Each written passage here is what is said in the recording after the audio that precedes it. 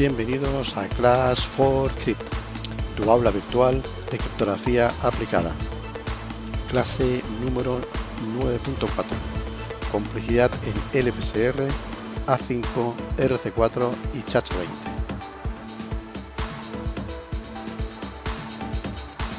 Esta clase pertenece al módulo 9 dedicado a la criptografía simétrica en flujo.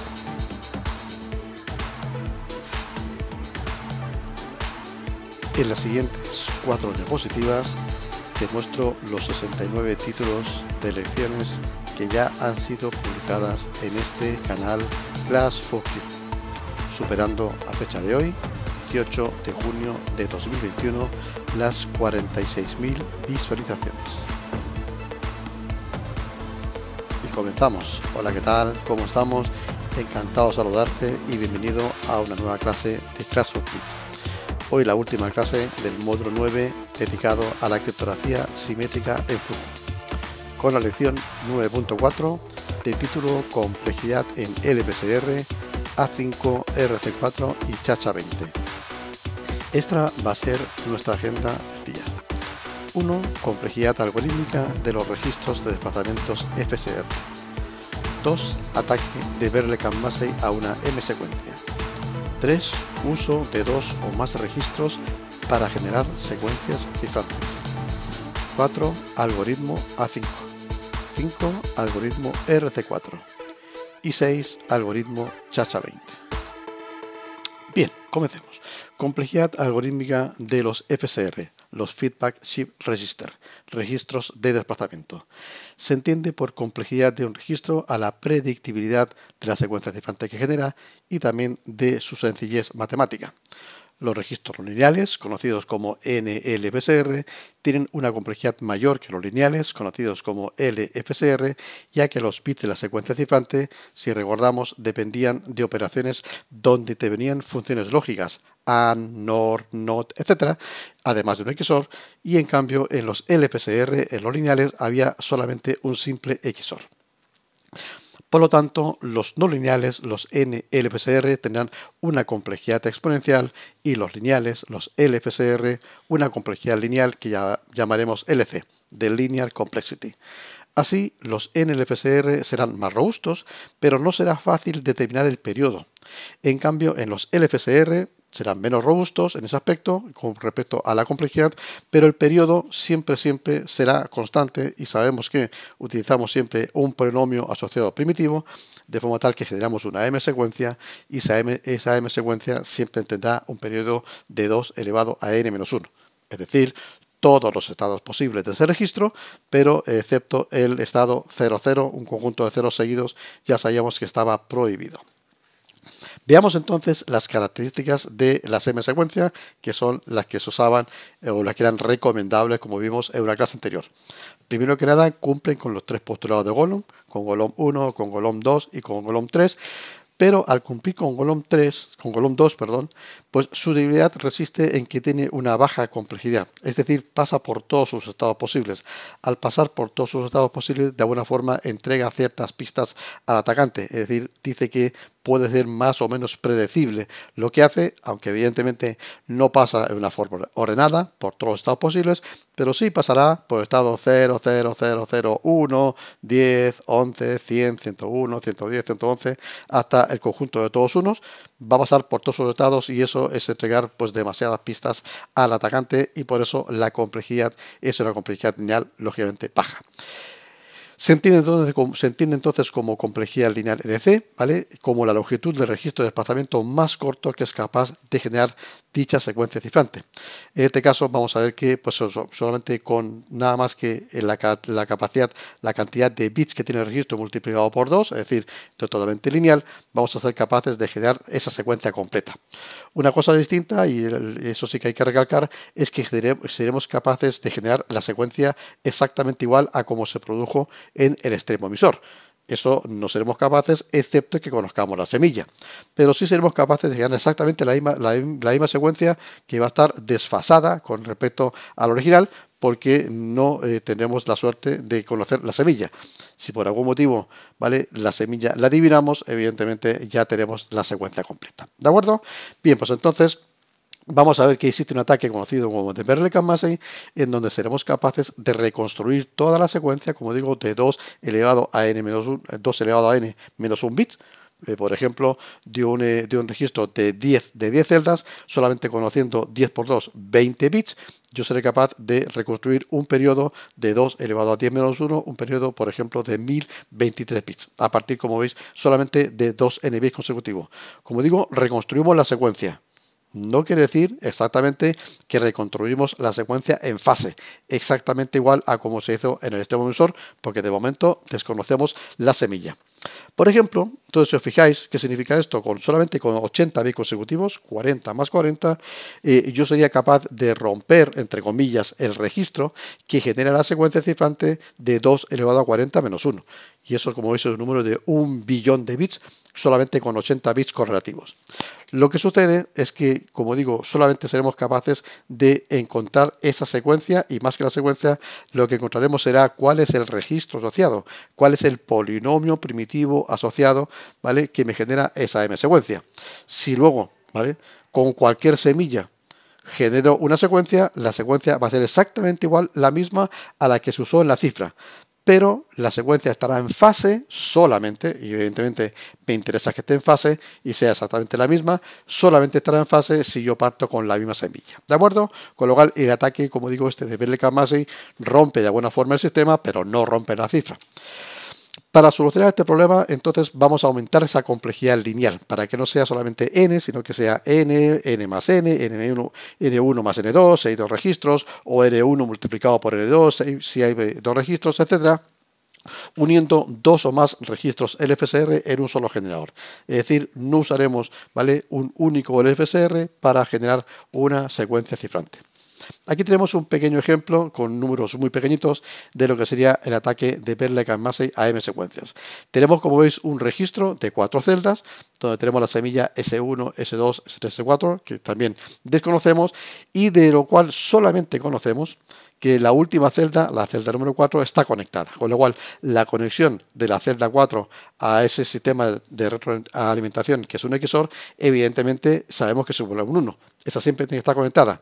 Lo que sucede es que las otras tres, C1, C2 y C3, evidentemente tendrá que haber una al menos conectada, pero no sabemos si está conectada a la 1, si está conectada a la 1 y la 2, si está conectada solamente a la 3, si está conectada a la 3, la 1 y la 2, etc. Entonces tenemos que plantear un sistema de ecuaciones para poder resolver, ¿vale?, cuáles son esas incógnitas que veis que ahí aparecen como C1, C2 y C3 que yo desconozco. Obvio, siempre se conoce que la última celda, en este caso como es un registro de grado 4, la última celda siempre está conectada, con lo cual yo sé que la conexión de la última celda, en este caso C4, ¿vale?, es igual a 1. ¿Está claro? Bien. Vamos a conocer entonces un conjunto de 2 n bits. Aquí, como el conjunto de celdas es igual a 4, yo tengo que conocer solamente 8 bits, 2 por 4, 8 consecutivos. Y le llamaremos, como veis aquí, bit 1, bit 2, bit 3, bit 4, bit 5, bit 6, bit 7, bit 8. ¿Por qué pongo aquí en colores? Porque vais a ver que es muy importante el concepto del orden, lo veremos dentro de un momento. ¿De acuerdo? Bien.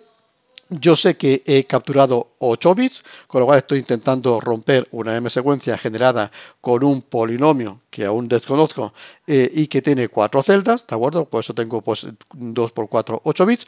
Y entonces vamos a ser capaces de plantear este sistema de ecuaciones. Es decir, el bit S5, el que se va aquí a cambiar después de C1, ¿cuándo va a suceder? Cuando hay un golpe de reloj, ¿vale? El bit S4, puede ser un 0 o un 1, va a ir a línea, ¿de acuerdo? El bit S1, eso se van a desplazar a la derecha.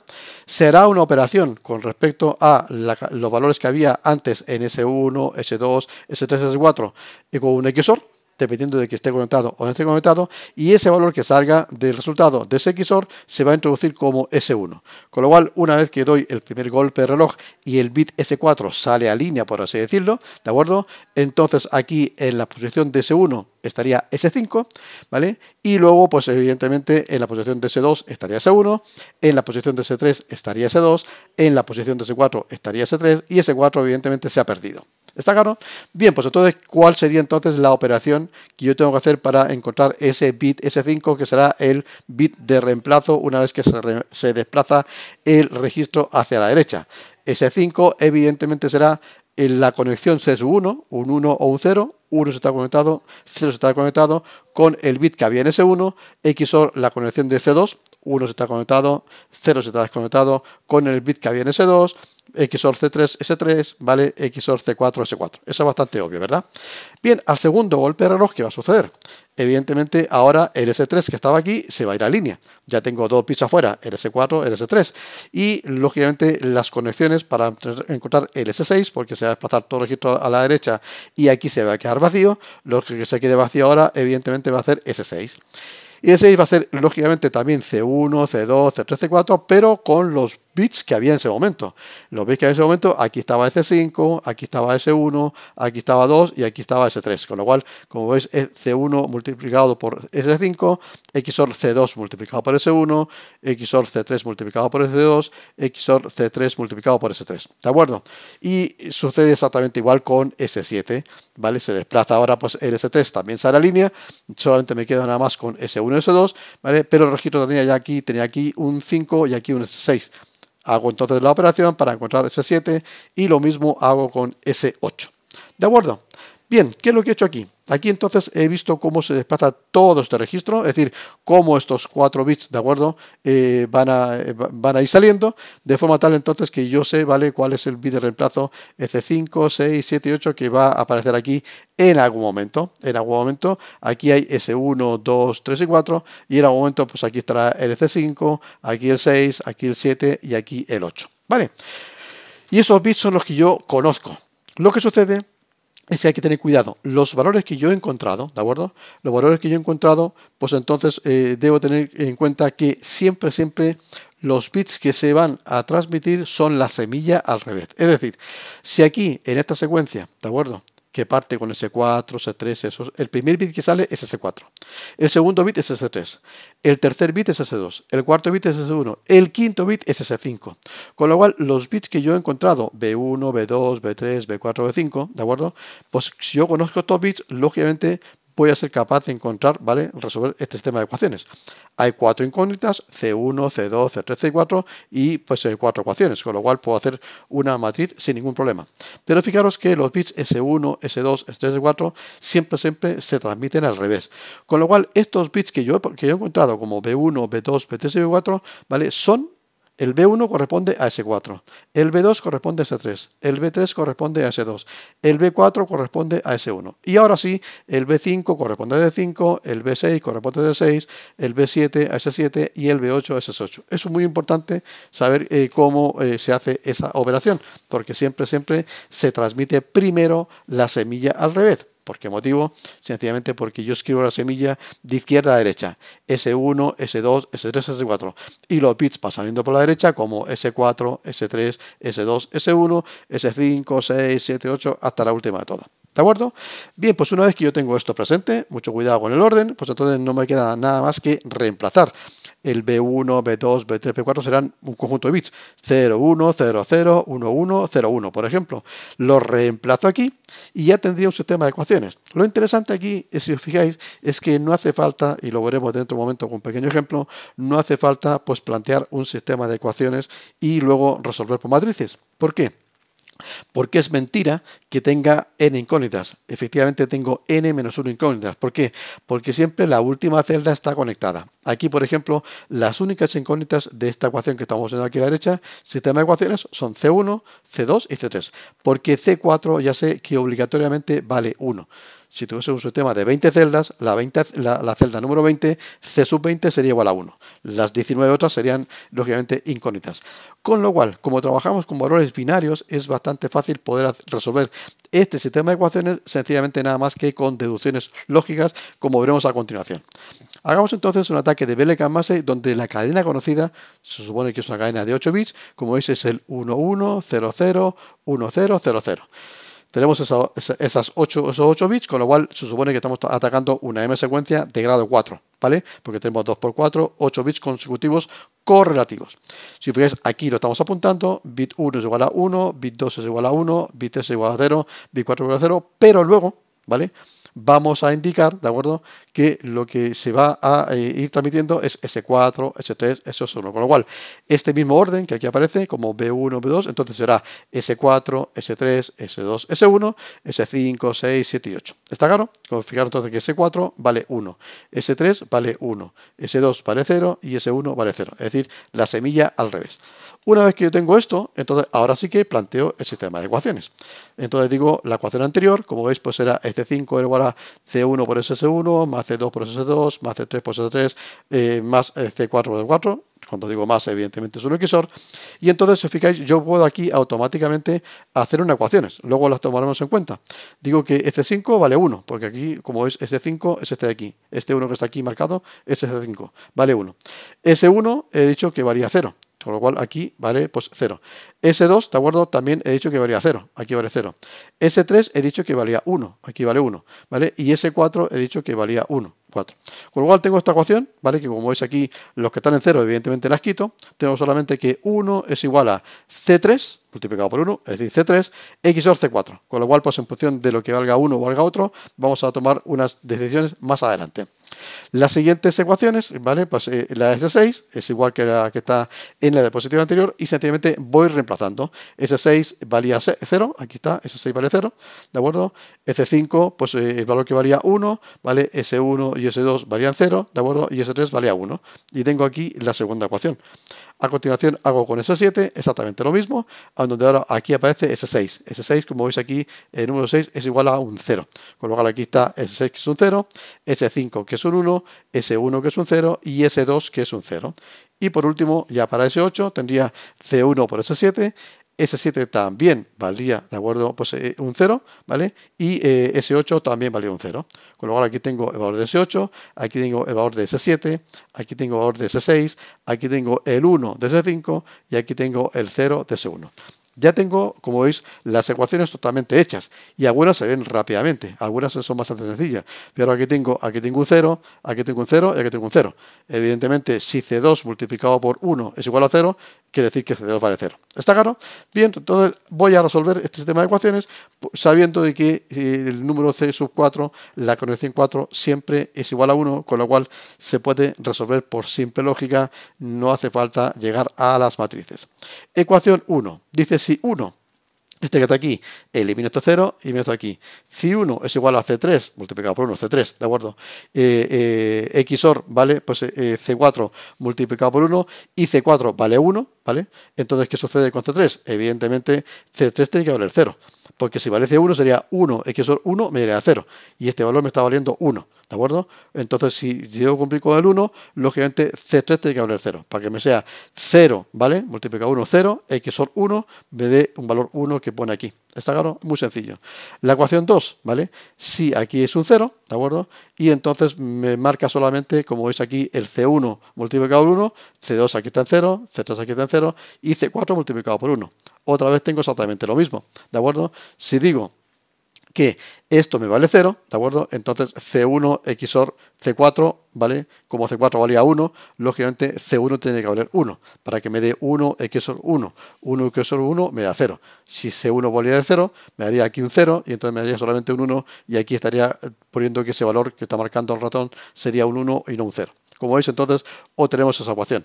Y la ecuación 3 es muy elemental, la que vimos hace un momento, ¿no? Eran todos ceros, aquí era 0, 0 y 0, perdón, 0, 0 y 0, y solamente me parecía C sub 2 multiplicado por 1 es igual a 0. Con lo cual, evidentemente, la única forma que se cumpla es que C sub 2 valga 0. Ya tengo entonces todas las conexiones. Ya sé que la única puerta que está conectada es la 4, que lo conocía de principio, y la puerta 1, que la puerta 2, C sub 2 es igual a 0, y que la puerta 3, C sub 3 es igual a 0. Y entonces ya puedo hacer la solución de ese registro, ¿vale? Del tipo primitivo. Es el que está aquí, está conectada solamente la puerta 4 y nada más que la puerta 1, y lógicamente el polinomio asociado es x a la cuarta más x más 1. Recordar que este más x de aquí corresponde al x de S1, ¿de acuerdo? El x de S2 sería x al cuadrado, el x de S3 sería x al cubo y el x de S4 es x a la cuarta, ¿de acuerdo? Bien, pues entonces, como veis, ¿qué podemos hacer ahora? Una vez que ya conocemos el polinomio, que evidentemente no tenía por qué ser secreto, ¿no? Porque el secreto debe depender solamente de la semilla, de S1, S2, S3 y S4. Pues entonces yo puedo, con este polinomio, puedo partir, es decir, que el polinomio comience a generar secuencias con cualquier semilla que se me ocurra. 1, 0, 1, 1, 1, 1, 0, 0, 0, 1, 0, 1, la que se me ocurra. Lógicamente no puedo usar la semilla 0, 0, 0, 0 porque está prohibida. Pero todas las otras posibles las puedo hacer las 2 elevado a n menos 1, 2 elevado a 4 menos 1. Hay 15 semillas posibles, ¿de acuerdo? ¿Qué sucede? Yo voy a poder generar entonces la secuencia, pero la secuencia no va a estar en fase con la secuencia utilizada en la cifra, excepto que, ¿vale?, yo genere la secuencia partiendo exactamente con la misma semilla. Es decir, si la semilla era 1, 1, 0, 1, evidentemente si tengo la semilla y tengo el mismo registro, entonces voy a generar la misma secuencia y voy a poder descifrar el criptograma sin ningún tipo de problema.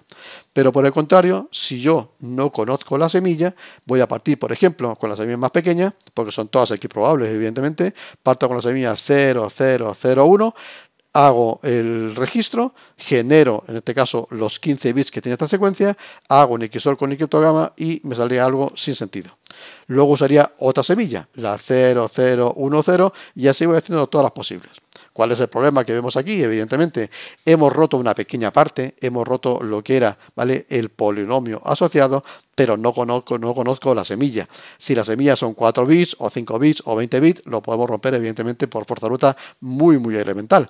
Pero si las semillas son, por ejemplo, 128 bits, y son 128 bits aleatorios, tendré que hacer 2 elevado a 128, o si queréis la mitad, ¿vale? En media, 2 elevado a 127 menos 1 semillas posibles. Y eso es un valor, como sabéis, hoy en día inmensamente grande.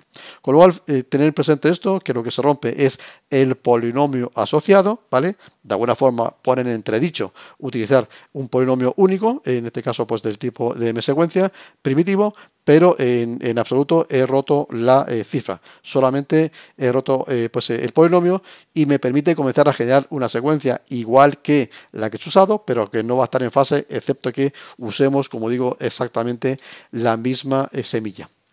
Como veis, como la semilla tendrá n bits y el valor de n0 está prohibido, ¿vale? Entonces habrá que probar con un máximo de 2 elevado a n menos 1, ¿vale? Semillas posibles. Sería un máximo. En media sería 2 elevado a n menos 1, ¿vale? Y sobre eso le quitamos un menos 1 abajo, ¿vale? Porque sería en media, ¿no? En vez de ser 2 elevado a 4, sería 2 elevado a 3. En vez de hacer 16 intentos, con 8 intentos se supone más o menos que yo tendría una cierta suerte de un 50% de poder romper. ¿Vale, de acuerdo? Bien, ¿qué sucede si el mensaje fuese texto en claro? Eso es interesante. Si el mensaje fuese texto en claro, ¿vale?, fuera un archivo TXT, no sería necesario generar todas las secuencias, las 2 elevado a n-1 secuencias posibles, con la semilla 0, 0, 0, 0, 0, 1, la semilla 10, la semilla 11, 100, 101, 110, con todas las semillas posibles y hacer el descifrado, sino que podría hacer algo más interesante. Fijaros, es nada más que TXT. Con lo cual, entonces, lo que yo podría hacer es que podría generar con cualquier semilla, 0, 0, 0, 0, 0, o todos unos, por ejemplo, una semilla de todos unos, genero la secuencia. Tomo una cantidad de bits significativos para que me aparezca un conjunto de caracteres ACI. Como el ACI son 8 bits, por ejemplo, supongamos que yo tomo 80 bits. Si tomo 80 bits, ya es un total de 10 letras, ¿no? Con 10 letras yo puedo saber si lo que hay ahí es texto en español o es texto en claro o no. Y entonces, ¿qué es lo que hago? Yo tomo, ¿de acuerdo?, el criptograma, tengo el criptograma y tengo la secuencia cifrante que me he generado con la semilla de todos unos. Y entonces hago un XOR, tomo solamente nada más que una ventana pequeña de 80 bits de la secuencia, ¿de acuerdo? Hago un XOR con el criptograma, con los primeros 80 bits de criptograma y veo que no me sale el texto en claro. Desplazo entonces lo que hago, que desplazo, ¿vale?, un bit a la izquierda, ¿vale?, esa secuencia cifrante. Con lo cual entonces hago otra vez un XOR, ¿vale?, de esos 80 bits de la secuencia cifrante desplazada con los mismos 80 bits primeros del criptograma. Si no me sale texto en claro, lo voy desplazando y así voy desplazando, voy recorriendo el criptograma un bit a la izquierda, un bit a la izquierda, un bit a la izquierda.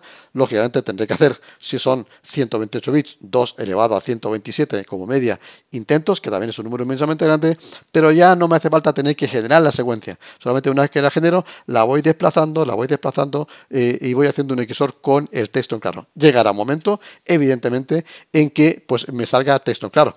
Cuando se me sale, pues, hola, querido, y entonces ya sé que corresponde a un texto que dice, hola, querido amigo, pues entonces ya automáticamente conozco, ¿vale? La semilla donde ha partido y entonces ya conozco, pues, evidentemente, el algoritmo que ha generado la secuencia, el LFSR primitivo, y además también conozco la semilla con la cual hemos logrado, pues, romper ese criptograma. Pero si os fijáis, en ambos casos, el número de intentos que he tenido que hacer es un número de intentos inmensamente grande si utilizamos, lógicamente, ¿vale? Semillas de un valor apropiado, como es la que recomendaban en su tiempo Solomon Golom en los años 70, cuando comenzó este estudio de los sistemas de cifrado en flujo, que deberíamos tener una semilla o una clave secreta del orden de centenas de bits y no trabajar con números pequeños. Esto lo repito porque luego veremos más adelante qué sucedió con el algoritmo A5/1 utilizado en telefonía móvil, que usó una clave inmensamente pequeña. ¿Qué hay que hacer entonces? Para evitar este problema, que hemos visto que no ha roto la cifra, pero sí ha puesto en entredicho usar un solo LFSR, habrá que aumentar la complejidad lineal del LFSR. ¿Y cómo se aumenta? Sencillamente, por ejemplo, utilizando dos LFSR. El primer primitivo arriba, que tendrá N1 celdas, y el segundo primitivo abajo, que tendrá N2 celdas. Con lo cual, entonces, si hacemos aquí un XOR de estos dos valores, por ejemplo, si el de arriba tiene solamente 5 celdas, su periodo es 2 elevado a 5 menos 1, 31. Si el de abajo tiene, por ejemplo, 7 celdas, como veremos en un ejemplo más adelante, entonces el periodo de abajo, de forma independiente, será 2 elevado a 7, 128, menos 1, 127. Y se van haciendo las operaciones. Si estos números de aquí, evidentemente, son primos entre sí, pues entonces habrá que hacer la multiplicación entre ambos para que estén en fase, ¿verdad? Sencillamente se habrá que calcular el mínimo común múltiplo, ¿vale? Entonces el mínimo común múltiplo, en el caso de que este fuera de tamaño 5, el periodo sería 2 elevado a 5 menos 1, sería 31. Y el de aquí abajo sería pues 2 elevado a 7 menos 1, 127. Sacaría el mínimo común múltiplo entre 31 y 127. Normalmente es poco probable, ¿vale?, de que me dé un factor en común, con lo cual muchas veces lo que sucede es que hará que multiplicar ambos periodos. Es decir, aquí, si os fijáis aquí, entonces la complejidad algorítmica aumenta. Ya no solamente es n, sino que es n1 más n2, con lo cual he aumentado un poco. También tengo la posibilidad de aumentar un poco haciendo esta operación. Si os fijáis aquí, hago lo mismo, exactamente lo mismo, un registro LFSR1 con N1 celdas, 1, 2 con N2 celdas. Si otra vez tenemos aquí arriba 5 celdas y abajo 7 celdas, tendré pues 31 bits del periodo de registro de arriba y 127 bits del periodo de registro de abajo. Otra vez el periodo es el mínimo común múltiplo de ambos periodos, ¿vale? El periodo total de la secuencia. Pero si os fijáis aquí, la complejidad algorítmica aumenta. Lo que sucede es que aquí tenemos un pequeño problema si hacemos solamente nada más que dos registros, y lo vamos a comprobar luego en la parte práctica, ¿vale? ¿Qué sucede si yo uso aquí un XOR para unir la salida de los dos registros? Lógicamente el XOR es del tipo equitativo, es decir, la regla de verdad del XOR dice que si los dos bits son iguales, 1 y 1 y 0 y 0, el bit de arriba, el bit de abajo, la salida es un 0. Y si los dos bits son distintos, es decir, el bit de arriba es un 0 y el de abajo es un 1, o el bit de arriba es un 1 y el de abajo es un 0, entonces la salida es un 1. 50% de ceros y 50% de unos. Pero aquí, que tenía una complejidad alta, que es lo que estoy buscando, N1 multiplicado por N2, resulta de que aquí hay una multiplicación. Y la tabla de multiplicación que dice que se multiplica el bit de arriba por el bit de abajo. ¿Y qué sucede si el bit de arriba y el de abajo tienen un 0? O son 0, 0, o son 0, 1, o son 1, 0. La salida es un 0. Solamente habrá un 1 cuando aquí tengamos, lógicamente, nada más que un 1 de bit de salida del registro 1 y un 1 de bit salida del registro 2. Y ahí será un 1. Tenemos un 25% de unos y un 75% de ceros. Con lo cual, esto sería lo ideal, ¿vale? Pero lógicamente, así, solamente con dos registros, no es jamás recomendable porque habrá una gran cadena de ceros. y sabéis que hacer un XOR con valores de ceros me está saliendo el valor en claro, con lo cual tendré la posibilidad de que me salgan, por así decir, algunos caracteres en claro. Entonces no será recomendable. Para eso entonces existirían otros tipos, ¿de acuerdo? Otros tipos de soluciones que aquí lo voy a comentar. No entraremos en ello porque sería hacer demasiado larga esta clase, pero que alguien quiere verla, entregaré los nombres de esos registros que son del tipo no lineales. Bien.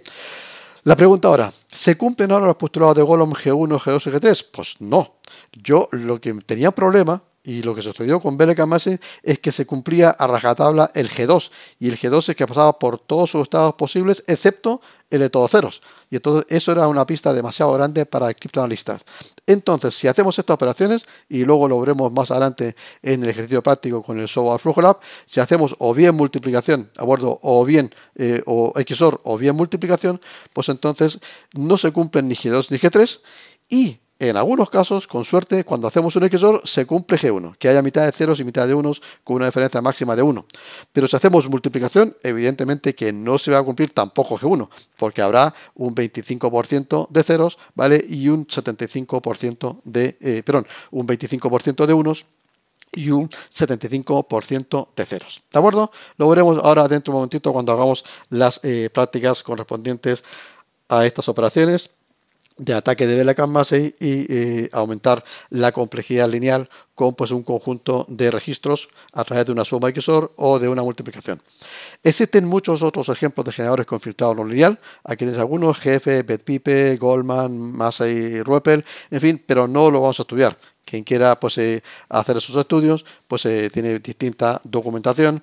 Es solamente poner estos nombres, ¿vale? En internet y vais a ver que hay pues, distintos estudios, incluso recientes, de cómo trabaja el algoritmo GF, Betpiper, Goldman, Massey, Rueppel, etcétera, etcétera. ¿De acuerdo? Bien, pues entonces lo que vamos a hacer para ir terminando esta primera parte es que haremos unos ejemplos con el software FlujoLab. Como veis aquí, tengo una captura de pantalla de lo que haremos dentro de un momento.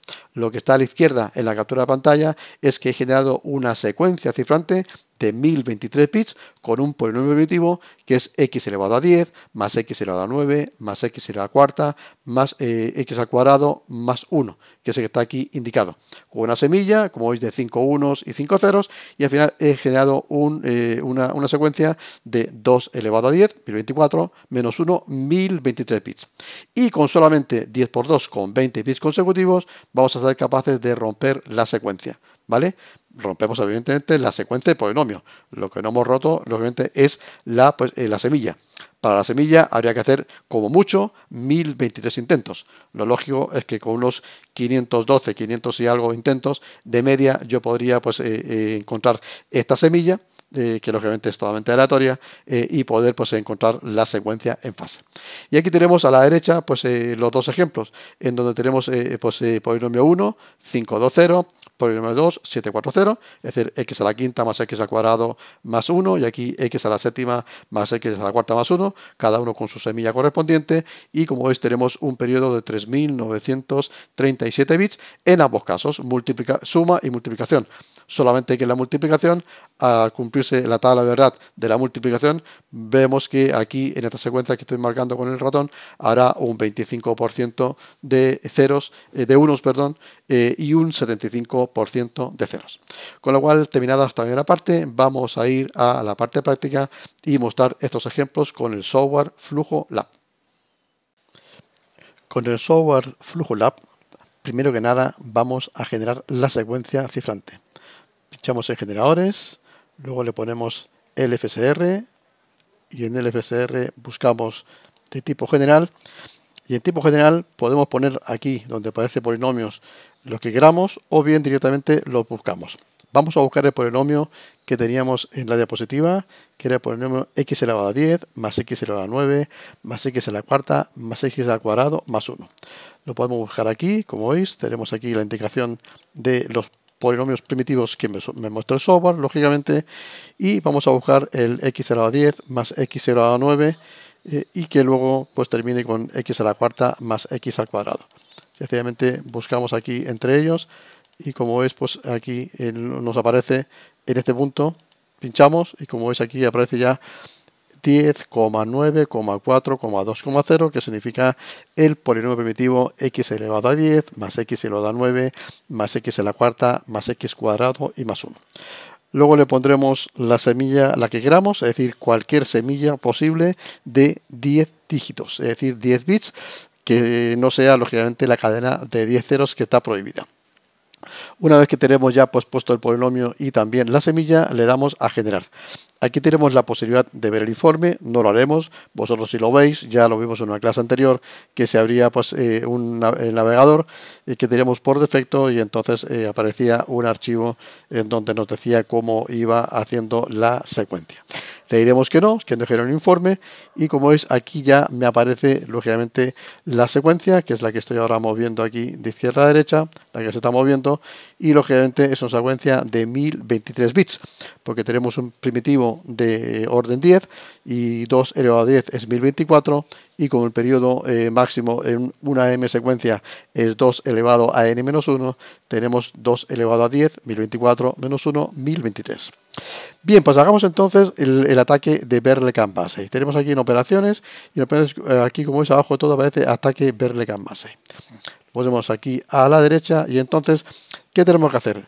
Esta secuencia que estoy aquí marcando abajo, como veis que se está moviendo, sencillamente la puedo copiar. Tengo dos opciones, le digo control C y luego le doy control V en la ventana de arriba, o si no, una vez que ya está marcada, como veis aquí que está seleccionada, pues pincho, arrastro y luego aquí arriba suelto. Como veis entonces aquí arriba tengo la misma secuencia, exactamente igual. ¿Qué es lo que vamos a hacer? No va a coincidir, lógicamente, con lo que aparecerá en la diapositiva, pero lo que yo tengo que hacer es que tengo que tomar 2 por 10, es decir, 20 bits consecutivos. Me pondré, como veis, más o menos en la mitad. Aquí estamos más o menos en la mitad y entonces aquí me pongo el ratón y le voy a dar pues, mayúscula inicio, con lo cual voy a borrar hacia la izquierda. He borrado una gran cantidad de bits hacia la izquierda. A continuación, esos bits que estoy ahora tomando en cuenta, si queréis incluso borro el 0 y el 0, comenzamos con 1, da lo mismo, como hacer con 1 con 0. Y ahora voy a contar un total de 20 bits a la derecha. Y lo que me queda a la derecha lo voy a borrar, ¿de acuerdo? Para tener entonces 20 bits que están en cualquier posición, más o menos en el medio de la secuencia de 1023 bits. Entonces vamos contando, pues aquí tengo pues 1, 2, 3, 4, 5, 6, 7, 8, 9, 10. Primero 10, 1, 2, 3, 4, 5, 6, 7, 8, 9, 10. Y a continuación le doy pues, mayúscula fin y suprimo. Como es entonces me he quedado justamente con 20 bits. Lo podemos ver. 1, aquí 1, 2, 3, 4, 5, 6, 7, 8, 9, 10. 1, 2, 3, 4, 5, 6, 7, 8, 9 y 10. Y no hay más, ¿vale? Bien, pues tengo entonces 20 bits consecutivos de la secuencia y le digo que me haga un ataque. A continuación, a partir de 8, como es un software educativo y trabajar con matrices es un poquitín costoso, pues me dice que podría tardar demasiado, pero son poquitos segundos, ¿de acuerdo? Con lo que digo, va a tardar pues, más de 10 segundos o 15 segundos. Le digo que sí, que me lo encuentre. En este momento está haciendo las operaciones de hacer un planteamiento de un sistema de ecuaciones de matrices de 10 por 10, ¿de acuerdo? Como veis, entonces ya me ha entregado la solución. Si os fijáis entonces, aquí me entrega la solución y me dice, ya he encontrado, ¿de acuerdo? Que con esa secuencia de 20 bits correlativos, el polinomio asociado era 10,9,4,2,0. Lo ha encontrado. Si queréis abrir el informe, sencillamente le decimos que sí, abrimos el informe, por ejemplo, le ponemos cualquier nombre, por ejemplo, pues aquí le pongo info, le digo pues guardar. A continuación, entonces, pues ¿quieres abrir el archivo generado? Le digo que sí y como veis me aparece en la pantalla donde me va indicando las operaciones que ha hecho. Y entonces he encontrado, lógicamente, el resultado que estábamos buscando.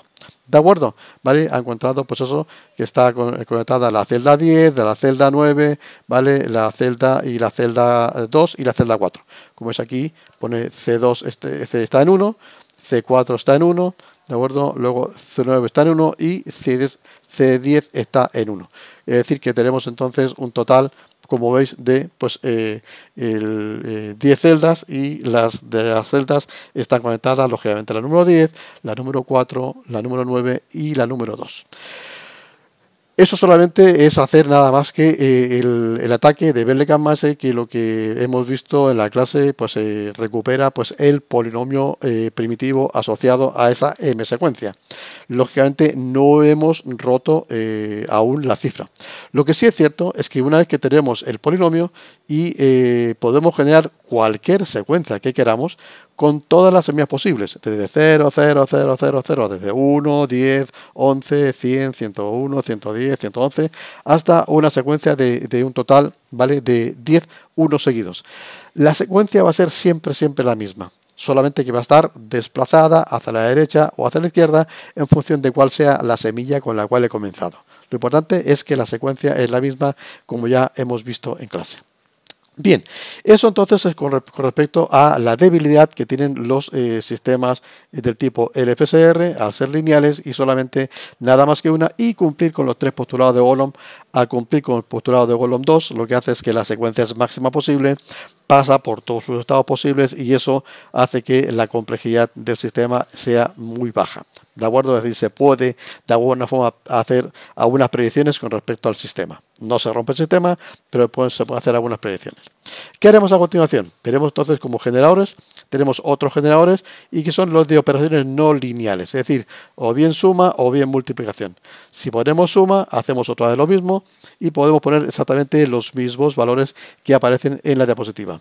Pulso aquí y voy a elegir el polinomio 5, 2 y 0. Busco entonces en tamaño 5, de tamaño 5, y como es aquí tengo el 520, está elegido, y como semilla voy a elegir este número aquí aparece, el 00 y luego 3 unos, lo copio y lo pego, y ahí tenemos el primer polinomio. El segundo polinomio será el 740, ¿de acuerdo? Con lo cual pues busco en polinomios de grado 7, y entonces en grado 7, como veis aquí, hay un 740 que está por aquí, aquí. ¿De acuerdo? Evidentemente es lo mismo tomar cualquier polinomio, exactamente lo mismo. Solamente la secuencia va a ser nada más distinta, pero el periodo va a ser el mismo, lógicamente. Y como pues semilla, pongo la que copio acá abajo, le digo control C, copio la que está acá abajo y luego le digo otra vez a generar. También lo mismo, me va a generar un informe, ya hemos visto varios informes, con lo cual no tiene sentido volver a verlo, lo hemos visto en clases anteriores, le digo que no me genere un informe y como veis me entrega pues, un periodo de 3937. Eso básicamente, ¿qué es lo que es? Es lógicamente como el polinomio número 1 tiene grado 5 y es de tipo M secuencia, su periodo es 2 elevado a 5 menos 1, 31. Y el polinomio 2 es de grado 7 y su periodo T es igual a 2 elevado a 7, lógicamente 128 menos 1, 127. Hacemos el mínimo común múltiplo entre 31 y 127 y nos da 3937. ¿De acuerdo? Otra opción que tendríamos, y vais a ver que se va a tener exactamente lo mismo, es con generadores, operaciones no lineales, y ahora uso la multiplicación. Lo ponemos aquí al lado y uso la multiplicación. Voy a hacer exactamente los mismos valores, lógicamente, ¿vale? Es el primero, entonces teníamos de grado 5, y era 520, este de aquí, y la semilla era el 00111. Y luego el otro, el de grado 7, entonces pincho y busco grado 7, y entonces busco el 740, que estaba por aquí abajo, aquí el 740, aquí lo he puesto, y era pues un 1, luego pues 3 ceros, 1, 2, 3 y 3 unos. Y si le digo entonces también a generar la secuencia, le digo aquí a generar la secuencia, como veis me sale exactamente el mismo periodo. ¿Qué diferencia significativa hay entre estas dos secuencias de 3937 bits? En que la primera se ha utilizado un XOR, con lo cual hay una X probabilidad de acuerdo entre ceros y unos, como sabéis, por la tabla de verdad, y la segunda tiene una multiplicación. Como tiene una multiplicación, pues la tabla de verdad hace entonces que tengamos un 25% de unos, ¿vale? Y un 75% de ceros, porque solamente tengo un 1 cuando la salida de polinomio 1 y polinomio 2 es igual a 1. 1 pues multiplicado por 1 me da pues lógicamente 1. Pero si ambos son ceros o alguno de ellos es cero, el polinomio 1 o el polinomio 2 en su salida, pues entonces la salida será un 0. Tendré entonces un 75% de ceros y un 25% de unos. Sencillamente recorrer esa secuencia que estoy ahora mostrando aquí, que si os fijáis aparecen pues una gran cantidad de ceros, muchos más ceros que los que hay aquí. De hecho, se puede eso comprobar con los postulados de Golomb. La pregunta que hacíamos es, ¿se cumplen los postulados de Golomb cuando hacemos esas operaciones? ¿De acuerdo? Pues entonces, normalmente nada más que se cumple la operación pues del Golomb G1. Y lo vamos a comprobar. Voy a tomar entonces esta secuencia de aquí, como veis, está tomada completa, la secuencia de aquí, le digo control C, me voy aquí a operaciones, voy entonces a comprobar los postulados de Golomb, es decir, que me compruebe los 3 postulados de Golomb, voy a introducir el valor, ¿de acuerdo? Y le voy a decir a que me lo compruebe, ¿de acuerdo? Le digo que no quiero un informe y como veis, ¿de acuerdo? Pues solamente dice que me cumple nada más que el primer postulado de Golomb, que hay mitad de unos y mitad de ceros. No cumple el segundo postulado ni el tercero. Eso con la secuencia que era de un XOR. ¿Qué sucede con la secuencia ahora de la multiplicación? Que es la que está aquí, ¿de acuerdo? Entonces ahora voy a tomar este otro secuencia, también igual de 3097, le digo control C y voy a ver qué sucede con los postulados de Golomb. Que me compruebe el postulado 1, el postulado 2 y el postulado 3. Voy a copiar la secuencia de multiplicación, le digo que me los compruebe y que no me haga un informe y como veis ahora tampoco cumple el postulado 1 de Golomb. ¿Por qué? Porque hay 75% de ceros y solamente 25% de unos. Y con esto terminamos esta parte y seguimos con la clase. Algoritmo A5. Desarrollado en el año 1987, se usa en el cifrado del enlace de las comunicaciones de voz entre el abonado y la red de telefonía móvil en redes GSM o 2G. Existen dos versiones, algoritmo A5/1 fuerte y A5/2 está mucho más débil. Como sabéis, en aquellos años existía ese tipo de problema con la criptografía. Se exportaba criptografía fuerte para ciertos países y para otros países criptografía débil. No entraremos en las comunicaciones de telefonía, pero para que tengáis una pequeña idea, en cada trama de una comunicación entre A y B tiene pues 228 bits, 114 bits en cada sentido. El generador entregará los 228 bits pseudo-aleatorios para las cifras de cada trama a partir de una clave de sección K sub C de solamente 64 bits. Esa clave de sección K sub C puede utilizarse incluso durante varios días y se calcula en la tarjeta SIM del abonado a partir de una clave individual K sub I y de una trama RAM de 128 bits que la red de telefonía envía al usuario. El problema de este código del algoritmo A5/1 y A5/2 es que se mantuvo en secreto. Como sabéis, un grave error en criptografía hasta que evidentemente pues, fue atacado por la comunidad científica. Hay una gran cantidad de ataques al algoritmo A5/1, solamente voy a explicar aquí los más conocidos. En diciembre del año 1999, estos investigadores Alex Biryukov, Adi Shamir, la SRSA y David Banger hacen un ataque con texto en claro conocido y el sistema sucumbe fácilmente. Con un equipo relativamente costoso en esos años 1999, pero logran perfectamente después de unos pocos segundos encontrar la llamada de voz con texto en claro, lo que antes no se había podido descifrar, sencillamente o criptonalizar, se había guardado en el disco duro y se podía entonces tener pues, acceso a toda la comunicación de voz en claro. Luego hay un conjunto de ataques cada vez más fuertes y cada vez más profundos, lógicamente, y en diciembre del año 2009 el ingeniero alemán Carsten Knoll criptonaliza el sistema A5/1 a través de un ataque activo, ahora ya sin texto en claro conocido. El ataque anterior de Biryukov, Shamir y Wagner fue con texto en claro conocido. ¿Cuál es el esquema del algoritmo A5/1? Como veis aquí, usa 3 registros, cada uno del tipo primitivos, de forma tal que entonces cada uno me genera una M secuencia. El registro R1 tiene 19 celdas, el registro R2 tiene 22 celdas y el registro de R3 tiene 23 celdas. Como veis, estos números son coprimos entre sí porque 19 es primo, 23 es primo y 22 es igual a 11 por 2. No hay factores en común, con lo cual eso quiere decir que el mínimo común múltiplo del periodo 1, el periodo 2 y el periodo 3 se van a poder multiplicar entre sí y entonces tendré el periodo más grande posible.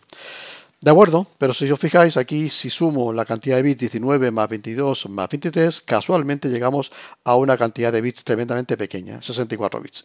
Quizás esa fue la razón por la cual ocultaron el código fuente, lo que evidentemente es un craso error, ¿verdad? Porque si alguien oculta algo en criptografía, pues habrá alguien que hará ingeniería inversa o cualquier tipo de ataque para ver por qué has ocultado eso. Y aquí lo que se ocultaba efectivamente un algoritmo que era bastante deficiente porque tenía solamente 64 bits de clave cuando pues 15 años antes, ¿no? El año 1970, el señor Solomon Golom decía que este tipo de registros se podía utilizar, pero como mínimo con 100 bits de semilla. También tiene pues un nonce, además de esta clave, un número que se usa una sola vez, pero ya son temas propios de telefonía en redes que no entraremos en ello. Aquí está entonces dibujado el primer registro, como es el primer registro R1. Tiene el polinomio asociado x elevado a 19 más x a la 18 más x a la 17 más x a la 14 y más 1. Os fijáis que luego hay un bit que está en color amarillo, que va a ser un bit, aquí está en la celda número 9, que va a ser un bit que va a cumplir una función conocida como función de mayoría bastante interesante. El registro R2, como veis, tiene nada más que dos conexiones, es decir, el polinomio de R2 es x elevado a 22 más x elevado a 21 más 1. Y también tiene en la posición número 1, la celda número 11, perdón, tiene pues el bit C2 que también va a participar en esa llamada función mayoría. Y por último, el registro R3, si os fijáis, pues tiene aquí 4 celdas conectadas, la celda 23, la celda 22, la celda 21 y la celda 8. Y también, como veis, hay la celda, en este caso otra vez la celda número 11, que ponemos C3, y entonces entre C2 amarillo, C1 amarillo, C2 amarillo y C3 amarillo, vamos a generar lo que se llama la función mayoría. Lo veremos dentro de un momento. Una vez que yo introduzco tanto en R1 como en R2 como en R3 estos 64 bits, 19, 22 y 23, pues entonces el registro comienza a funcionar y pues la salida será el XOR de la salida de R1, R2 y R3. Para que esto no sea pues, tan predecible, entonces lo que se hace es que se incluye en estos bits, el C1, C2 y C3, lo que se llama una función mayoría. La función mayoría va a ser entonces que no siempre los registros desplacen. En algún momento vais a ver que habrá algunos registros que, si bien aportan un bit, R1, R2, R3, aportan un bit a la función XOR, pues además de aportar el bit, a veces desplazan o a veces no desplazan. Eso mediante una función mayoría que veremos ahora en la siguiente diapositiva. Como digo, el nonce es un valor público que se modifica para cada una de las tramas intercambiadas y que se emplea básicamente para la sincronización de las comunicaciones.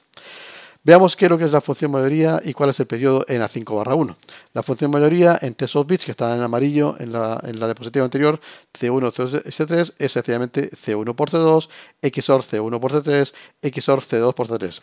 Y si hacemos la tabla de verdad, como veis es la que aparece aquí, en donde solamente cuando los tres bits son iguales, 0, 0, 0 o bien 1, 1, 1, los tres registros desplazan. Por el contrario, en otros casos siempre habrá pues, o más unos o más ceros, ¿no? Así, aquí en la segunda posición aparece 0, 0, 1 y si os fijáis están en mayoría solamente el registro 1 y el registro 2 que están en 0. El registro 3 como está en 1 está en minoría, con lo cual el registro 3 no desplaza. Lo mismo sucede, por ejemplo, en el tercero, 0, 1, 0, está la mayoría el registro 1 y el 3, y el 2 no lo reemplaza. Luego en 0, 1, 1 están en mayoría, ahora con unos, están en mayoría el registro 2 y el 3, pero el 1 está en minoría con 0 y no desplaza. Lo mismo sucede aquí, entonces como veis siempre tenemos dos registros que están desplazando como mínimo, y en algún caso desplazan los tres cuando lo que sucede es que tenemos que C1, C2 y C3 son todos ceros o bien son todos unos. Como veis, si el bit de celda del registro coincide con el resultado de F, entonces el registro estará en movimiento, estará en mayoría, y se desplazará. Si no coincide con el resultado, pues entonces estará en minoría y no se va a desplazar. Esta función entonces mayoría permite, como he comentado, que como mínimo siempre haya dos registros de los tres que estén desplazando, como mínimo. ¿Qué pasa con el periodo? El periodo será el mínimo común múltiplo de cada uno de las m secuencias, como vimos en diapositivas anteriores. 2 elevado a n1 menos 1, 2 elevado a n2 menos 1 y 2 elevado a n3 menos 1. El mínimo común múltiplo. Lo que sucede es que hemos visto que el máximo común denominador de esas celdas n1, n2 y n3 es igual a 1, entonces podremos decir que el periodo será la multiplicación entre ellos. Bien, multiplicamos entre ellos, entonces tenemos que el periodo será 2 elevado a 19 menos 1, multiplicado por 2 elevado a 22 menos 1, multiplicado por 2 elevado a 23 menos 1. Esto me salen estos números, y como es estos números, es aproximadamente igual a 10 elevado a 19, que es un número menor que 2 elevado a 64, que sería el máximo que podríamos obtener, lógicamente, con un único registro de 64 bits. Si os fijáis, es un número inmensamente bajo para esos años, 80 y tantos, ¿no?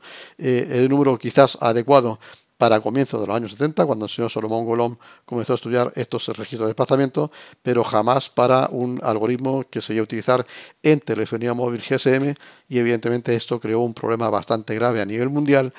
Todos los países tuvieron que hacer un informe, los gobiernos pidieron un informe a sus investigadores, a sus ingenieros, etc. En el caso de España le correspondió al Consejo Superior de Investigaciones Científicas, el CSIC, hacer un informe correspondiente y básicamente decir lo que todo el mundo decía. Efectivamente, no entrar en aspectos del tipo, pues, más bien periodístico, ¿no? De por qué se había ocultado el código fuente, etcétera, etcétera, sino sencillamente decir que el sistema era muy vulnerable porque no cumplía principios básicos que se habían, pues, propuesto fácilmente unos 15 o 20 años atrás. ¿De acuerdo? Para terminar entonces con esta parte de los registros de desplazamientos y ya olvidarnos de ellos, aquí haremos una pequeña práctica del algoritmo A5 con el software FugoLab, y vais a ver entonces que vamos a introducir cada una de las semillas correspondientes de los tres registros, R1, R2, R3, y el software nos va a permitir generar, pues, un conjunto de bits, o bien todos los bits de golpe, o bien bit paso a paso, como veremos dentro de un momento cuando hagamos la práctica con el software FugoLab. En generadores pinchamos en A5. Nos aparece entonces el esquema del algoritmo A5. Para introducir las claves en el registro R1, R2 y R3 los tenemos aquí abajo. Vemos que K1 es una cantidad de bits, lo mismo que K2 y K3. ¿Cómo introducimos los valores? O bien uno a uno, o sencillamente copiamos los 19 bits que corresponden a K1, le damos a Control C, pinchamos en el inicio del registro R1, como está aquí parpadeando el cursor aquí, y le digo Control V. Y ahí he copiado los 19 bits de la clave. Voy al registro 2, como veis aquí tengo casus 2, lo selecciono, le digo Control C, me voy al principio del registro 2, aquí está parpadeando el cursor, y le digo Control V. Y entonces ya tengo ahí los 22 bits que corresponden al registro R2. Hago lo mismo entonces con el registro R3, copio la clave que está abajo de todo, Control C, me pongo al principio, como veis aquí, del registro de test y le doy a Control V. Ya tengo entonces el sistema A5 con todos sus 64 bits cargados. A continuación tengo las siguientes opciones: o bien generar paso a paso, es decir, hacer uno a uno, o bien generar una cantidad de bits, y como este es un software educativo, solamente se permite hasta 99.999. Por ejemplo, digamos que voy a calcular 1000 bits, 1, 2 y 3. Tengo entonces la siguiente opción. Si lo genero paso a paso, entonces va a generar uno a uno, lo veremos a continuación. Y si le digo aquí directamente a generar, le pincho a generar, y como siempre sucede lo mismo. Es decir, ¿desea guardar un informe de la ejecución? Pues sí, de momento le voy a decir que sí, que lo deseo guardar. Y el informe, por ejemplo, le llamaré, pues, A5 class for crypt, ¿de acuerdo? Y le doy a guardar.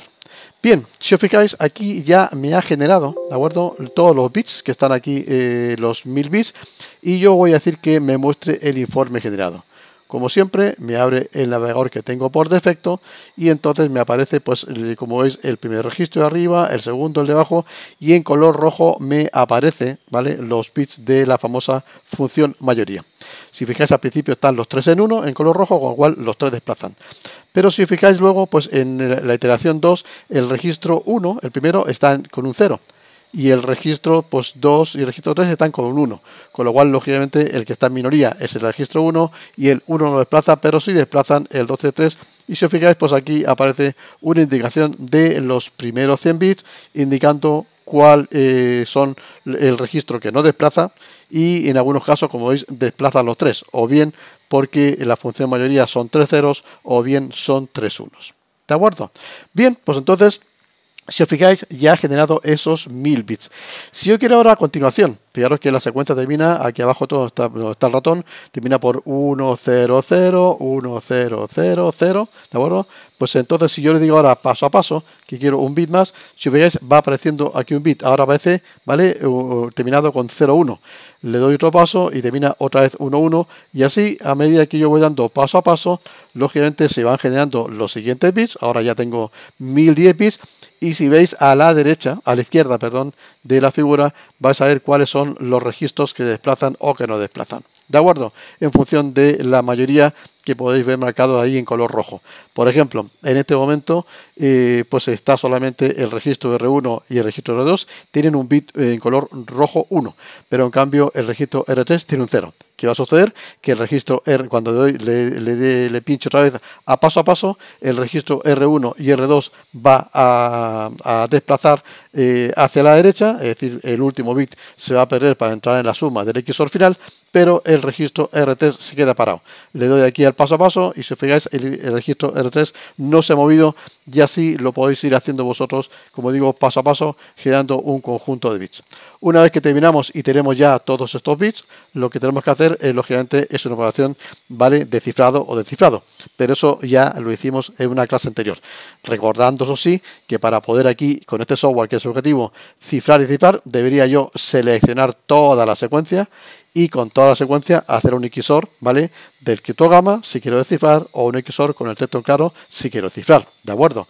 Pero está claro que en sistemas reales no se tiene toda la secuencia, ¿vale?, ni muchísimo menos, sino que se va haciendo bit a bit. Y con eso terminamos esta parte de mostrar cómo funciona el algoritmo A5/1 con el software FlujoLab. Algoritmo RC4. Es un sistema de cifrado en flujo diseñado en el año 1987 por Ron Rives. Su algoritmo era secreto, su código fuente era secreto, pero en el año 1994 aparece una descripción pública de su funcionamiento. Al ser una marca registrada, las posibles implementaciones que encontremos en Internet de RC4 se conocen con otros nombres como ARC4, ARC4 o bien ALECH RC4. Hasta el año 2015 era uno de los algoritmos en flujo más utilizados, por ejemplo, en comunicaciones web basadas en protocolo SSL-3.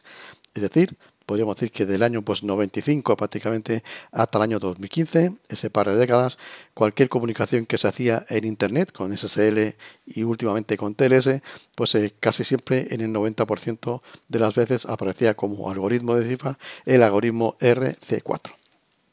Fue utilizado también ampliamente en el pasado en redes Wi-Fi inalámbricas basadas en web, Wired Equivalence Privacy o bien WPA, TK, TK-IP para el cifrado de ese tipo de comunicaciones. Hoy en día, evidentemente, ya no se usa, ¿no?, en redes inalámbricas, se usa el algoritmo AES, pero durante un buen tiempo fue utilizado este algoritmo RC4.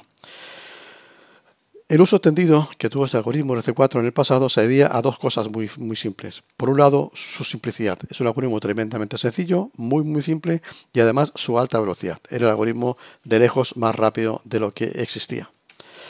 RC4, por ejemplo, es unas 10 veces más rápido que el algoritmo DES. Su competencia en los años 90, pues cuando el algoritmo DES aún seguía siendo, a principios de los 90, aún seguía siendo un estándar.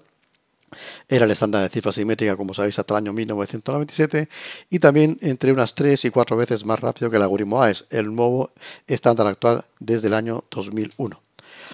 En 2015 pues, se prohíbe su uso en TLS al detectarse ciertos fallos que son relevantes por este organismo, el IETF, el Internet Engineering Task Force. Ahí tenéis el RFC 7465 y también sucede lo mismo con su uso en redes Wi-Fi a través del Wi-Fi Alliance. También le indican que no es recomendable a partir de ese año usar ese algoritmo RC4.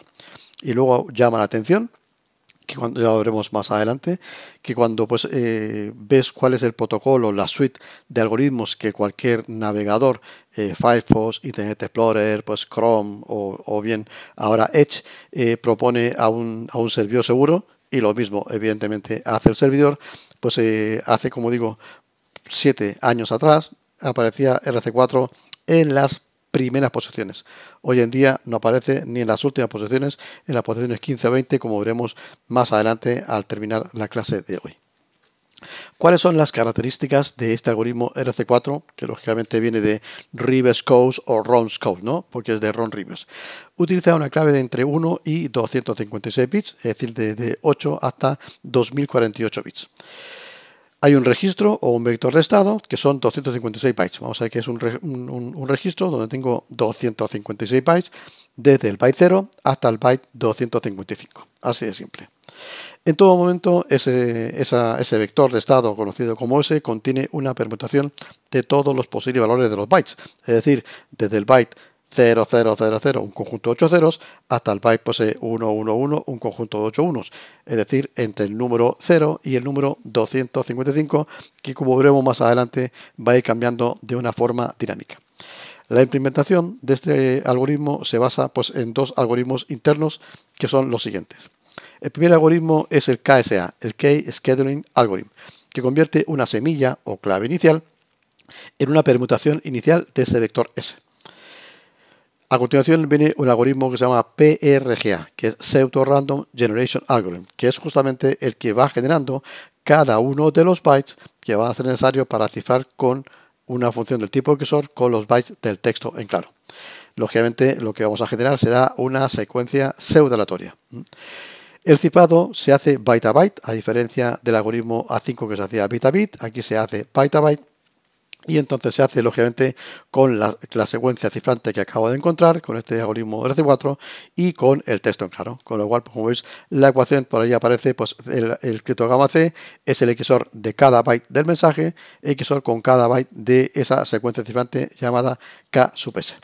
¿Cuáles son entonces las rutinas, estas KSA y PRGA en RC4?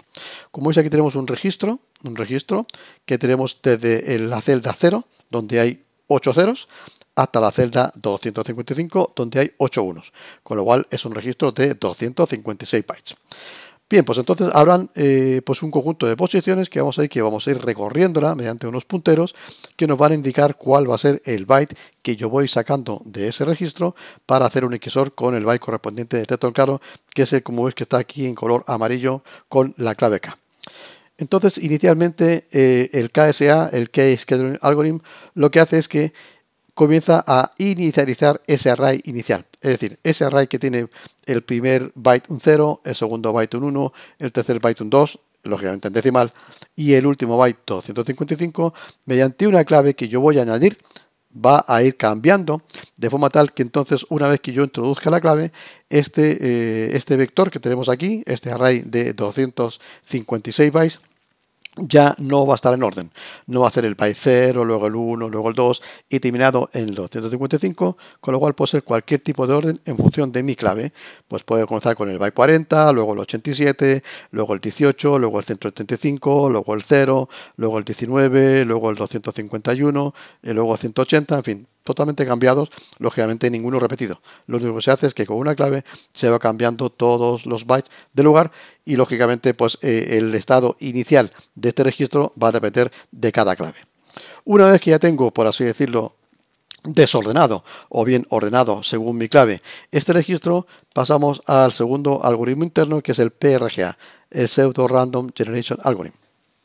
Mientras sea necesario, es decir, mientras haya bytes que haya que ir cifrando, ¿vale?, se modifica el estado y se entrega un byte de clave, que es el byte que veis aquí de color naranja, ¿vale?, y el byte de salida se obtiene sumando pues, un puntero, como veis, S sub I y un puntero S sub J. Es decir, hay dos valores, como veis aquí, I y J, que van a partir inicialmente, ¿vale?, con los valores ceros, como ponen aquí, y mientras sea necesario, vamos a ir generando las siguientes opciones. Vamos a ver, ¿vale?, cuánto vale I, ¿vale?, y cuánto vale J, I más J, ¿vale? Aquí como es I igual a I más 1 y J es igual a J más el valor que corresponde pues al S sub I, es decir, el valor que tenía el byte en la posición I. Todo esto trabajado en módulo 256, es decir, cualquier operación de suma que yo haga dentro de este registro, si salgo fuera del número 255, evidentemente tengo que introducirlo dentro entre 0 y 255. ¿Qué significa esto entonces? Que entonces tendré un puntero I y un puntero J, que parten con unos valores iniciales dependiendo evidentemente de mi clave, y entonces se hace una suma. Esa suma evidentemente se hace en módulo 256. Ese valor me va a apuntar a un punto, me va a apuntar a un número que está entre 0 y 255, o bien es posible que se salga. Es un número, ¿vale? Que puede ser, por ejemplo, el 300, ¿vale? Porque sumado, ¿vale? Pues 2 puntos aquí, que la suma me da 300. Hago la reducción 300 módulo 255 y me sale 45, ¿vale? Voy entonces a la posición 45 que está aquí, ¿de acuerdo? Y en esa posición 45, pues veo que el byte que está dentro es el byte, por ejemplo, 10001101. Y será evidentemente un número. Ese byte es el que yo uso para que entonces se haga un XOR con el byte del texto en claro. A continuación, como veis, se hace aquí un swap, se cambian los valores de IJ. Y a continuación, ¿vale? De S sub I y S sub J se hace un swap de esos valores y se vuelve, ¿vale? Entonces a hacer la operación de suma.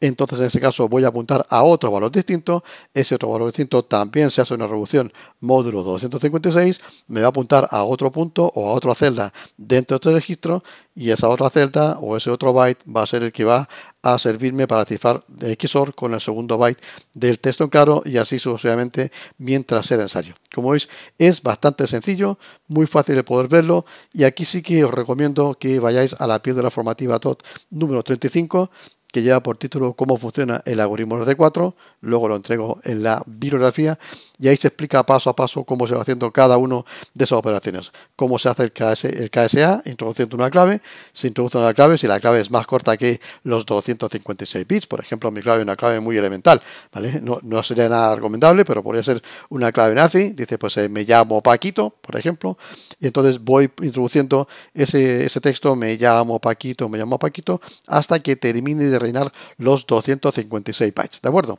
Una vez que hago eso, ¿de acuerdo? Entonces pues hago este tipo de ordenamiento que como veis aquí, ¿de acuerdo? Ese ordenamiento, con lo cual voy cambiando las cosas de lugar y entonces ya tengo hecho el KSA.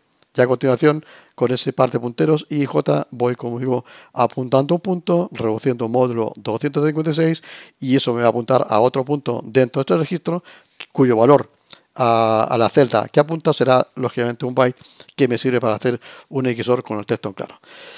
Y con eso pues terminamos con este algoritmo RC4 que ya vamos a ver pues, que era muy importante en los años hasta el año 2015, un algoritmo tremendamente rápido con una gran velocidad pero que hoy en día ha caído en desgracia a partir del año 2015 cuando se le han detectado ciertas anomalías que supuestamente no las tenía. Y con eso terminamos esta parte correspondiente al algoritmo RC4 y ya solamente nos queda por ver el algoritmo actual, el algoritmo que se está poniendo últimamente de moda, que es el algoritmo conocido como Chacha 20.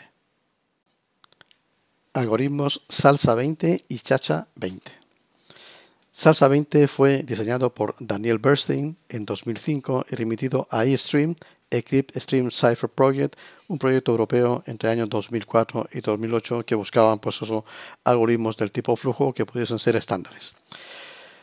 Cada celda tiene 32 bits, es decir, es parecido al algoritmo AES, guardando las proporciones, lógicamente, en donde tenemos, como veis aquí, una matriz de 4×4, pero sin el algoritmo AES, esa matriz de 4×4 con un texto de entrada de 128 bits de 16 bytes, cada celda era un byte, aquí cada celda va a ser una palabra de 32 bits.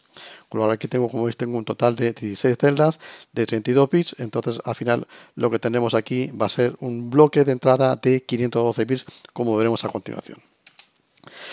El Chacha 20, que es el que hoy día estamos utilizando, que comienza ya para hacer Internet, es del mismo autor, también de Daniel Bernstein, pero ya en el año 2008.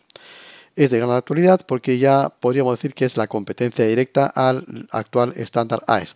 Como veis es bastante parecido, la forma gráfica es más o menos parecido. Donde pone key es la clave que voy a introducir, ¿vale? Donde pone const es una constante, de hecho es una palabra que lo podéis ver pues cuando veáis la información, la documentación que os entrego, vais a ver que esta const o constante es una palabra directamente. Y el posición, ¿vale? Y el nonce también son valores que se dan de inicio. ¿De acuerdo?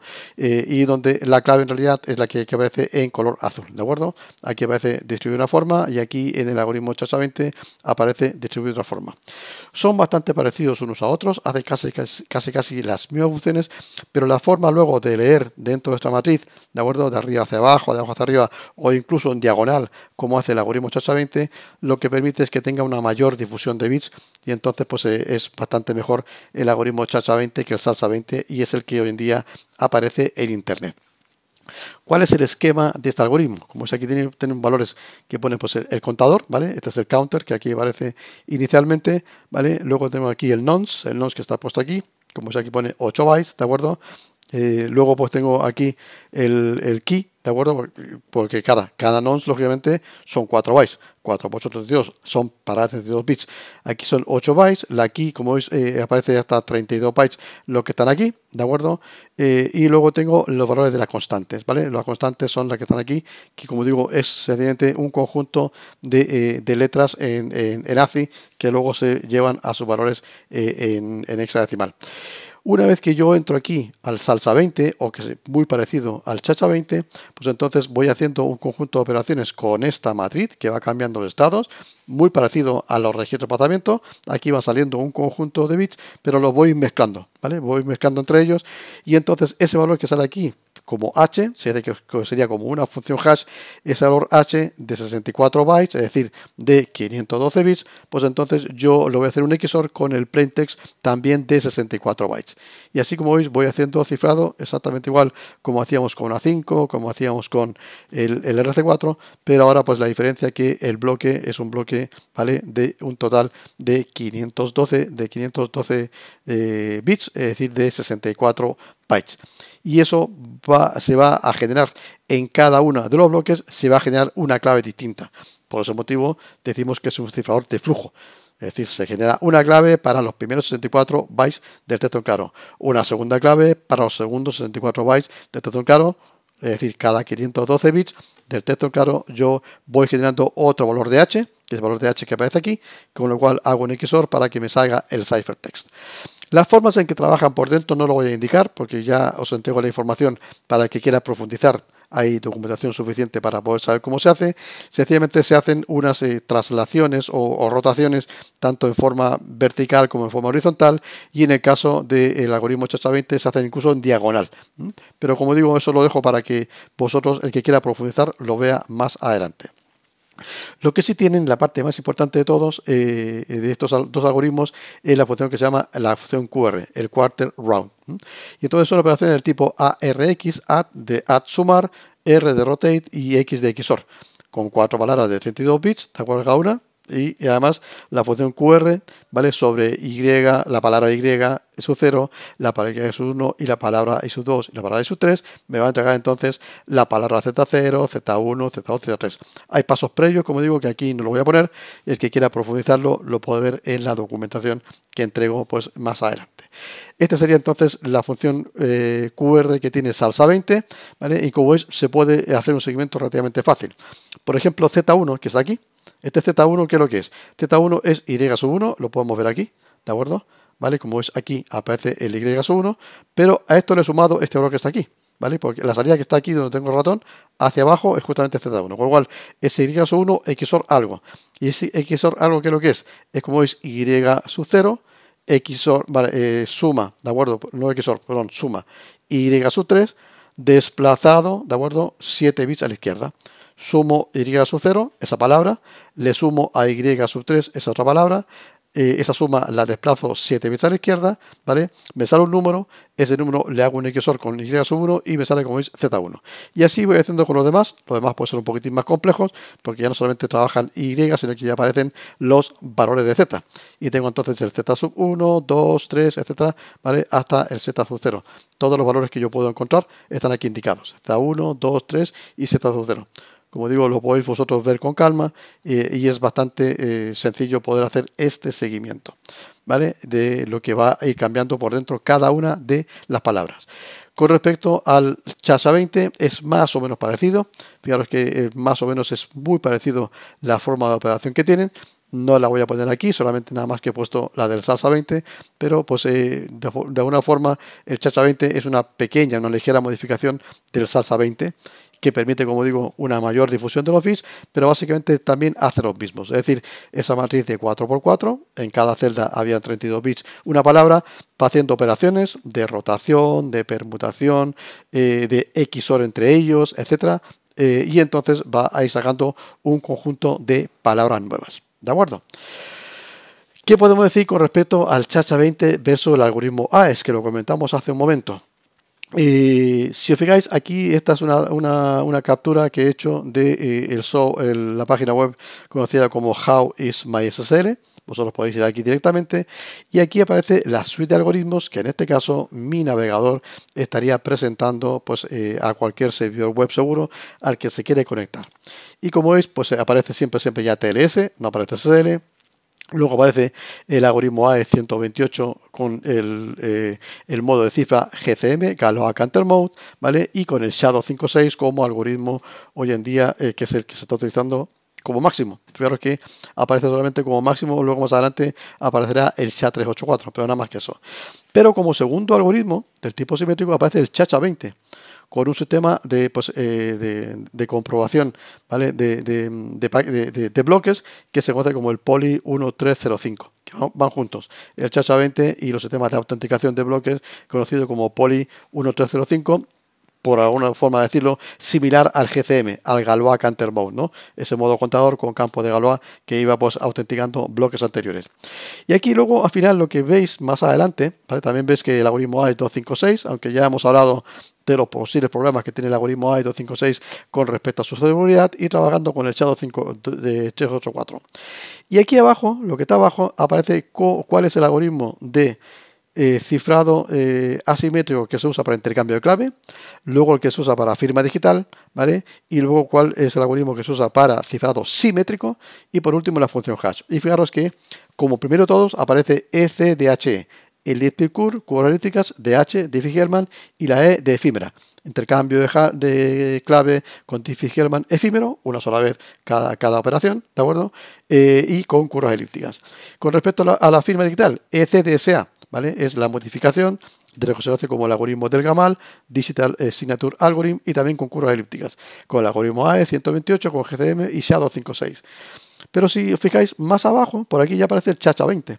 Es decir, está ya muy cerca, ¿vale? De estar dentro de la suite de algoritmos que se proponen arriba de todo, para que entonces tanto cliente como servidor se pongan de acuerdo en el handshake y digan, pues trabajaremos con este algoritmo, ¿vale? Con el SHA-20 o con el algoritmo AES. ¿De acuerdo? Bien, luego evidentemente aparece RSA. Fijaros que RSA para intercambio de clave solamente aparece en los últimos sitios. RSA ya no se usa para intercambio de claves, se usa siempre Diffie-Hellman con curvas elípticas. Es más eficiente, más seguro y además, lógicamente, requiere una mayor capacidad de cómputo porque trabaja con claves con curvas elípticas, como sabemos, mucho más pequeñas, ¿no?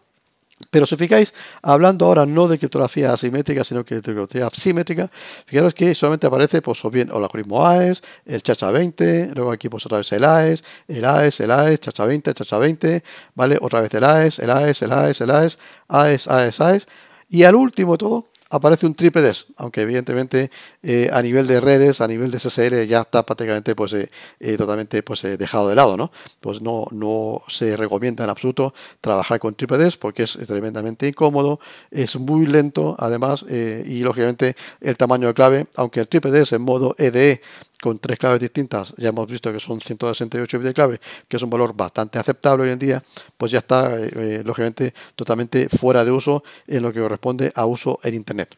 Otra cosa es que el triple DES se sigue utilizando en entornos cerrados, en entornos locales, en lo que en alguna clase ya hemos hablado de criptografía convencional, cifrado convencional.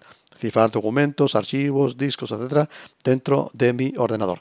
Pero no aparece el algoritmo RC4.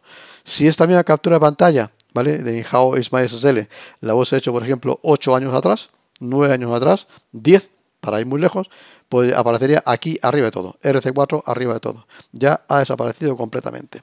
¿De acuerdo? Bien, ¿por qué decimos que es interesante hacer una profundización? Ya os lo dejo a vosotros que lo hagáis en su momento, ¿vale? Con respecto al algoritmo SHA-20. Porque si os fijáis aquí hay una pequeña captura de pantalla de la velocidad de cifrado en algunos sistemas para telefonía móvil, de CPUs para mobile, y si os fijáis, de acuerdo, los bytes que tiene el cifrado del tipo SHA-20 es bastante mayor, hablamos de 130 MB por segundo, 75 MB por segundo, en cambio, cuando vemos el AES GSM, ¿vale?, que como veis ese que está en color verde, pues hablamos de 41 50 megabytes por segundo, es decir, sucede prácticamente lo mismo que sucedía con el algoritmo RC4. RC4 era entre 3 y 4 veces más rápido que el algoritmo AES. Y aquí también vemos que es lo mismo. Entre 3, ¿vale? 41 multiplicado por 3, ¿vale? Son 120 y aquí tenemos 130 megabytes por segundo. Es decir, los algoritmos de tipo flujo son muy interesantes y por eso es que se está apostando hoy en día por un algoritmo como Chacha20 porque son tremendamente rápidos. ¿De acuerdo? Con respecto al espacio de claves y todas esas características, ya os lo dejo a vosotros, que vosotros lo vayáis analizando en la documentación que os entrego al final, porque el algoritmo, el Chacha20, no es que sea complejo, pero es más complejo de lo que hemos visto hasta ahora. Incluso es un poquitín más complejo de lo que podríamos pensar del algoritmo AES que hemos visto en lecciones anteriores. ¿De acuerdo?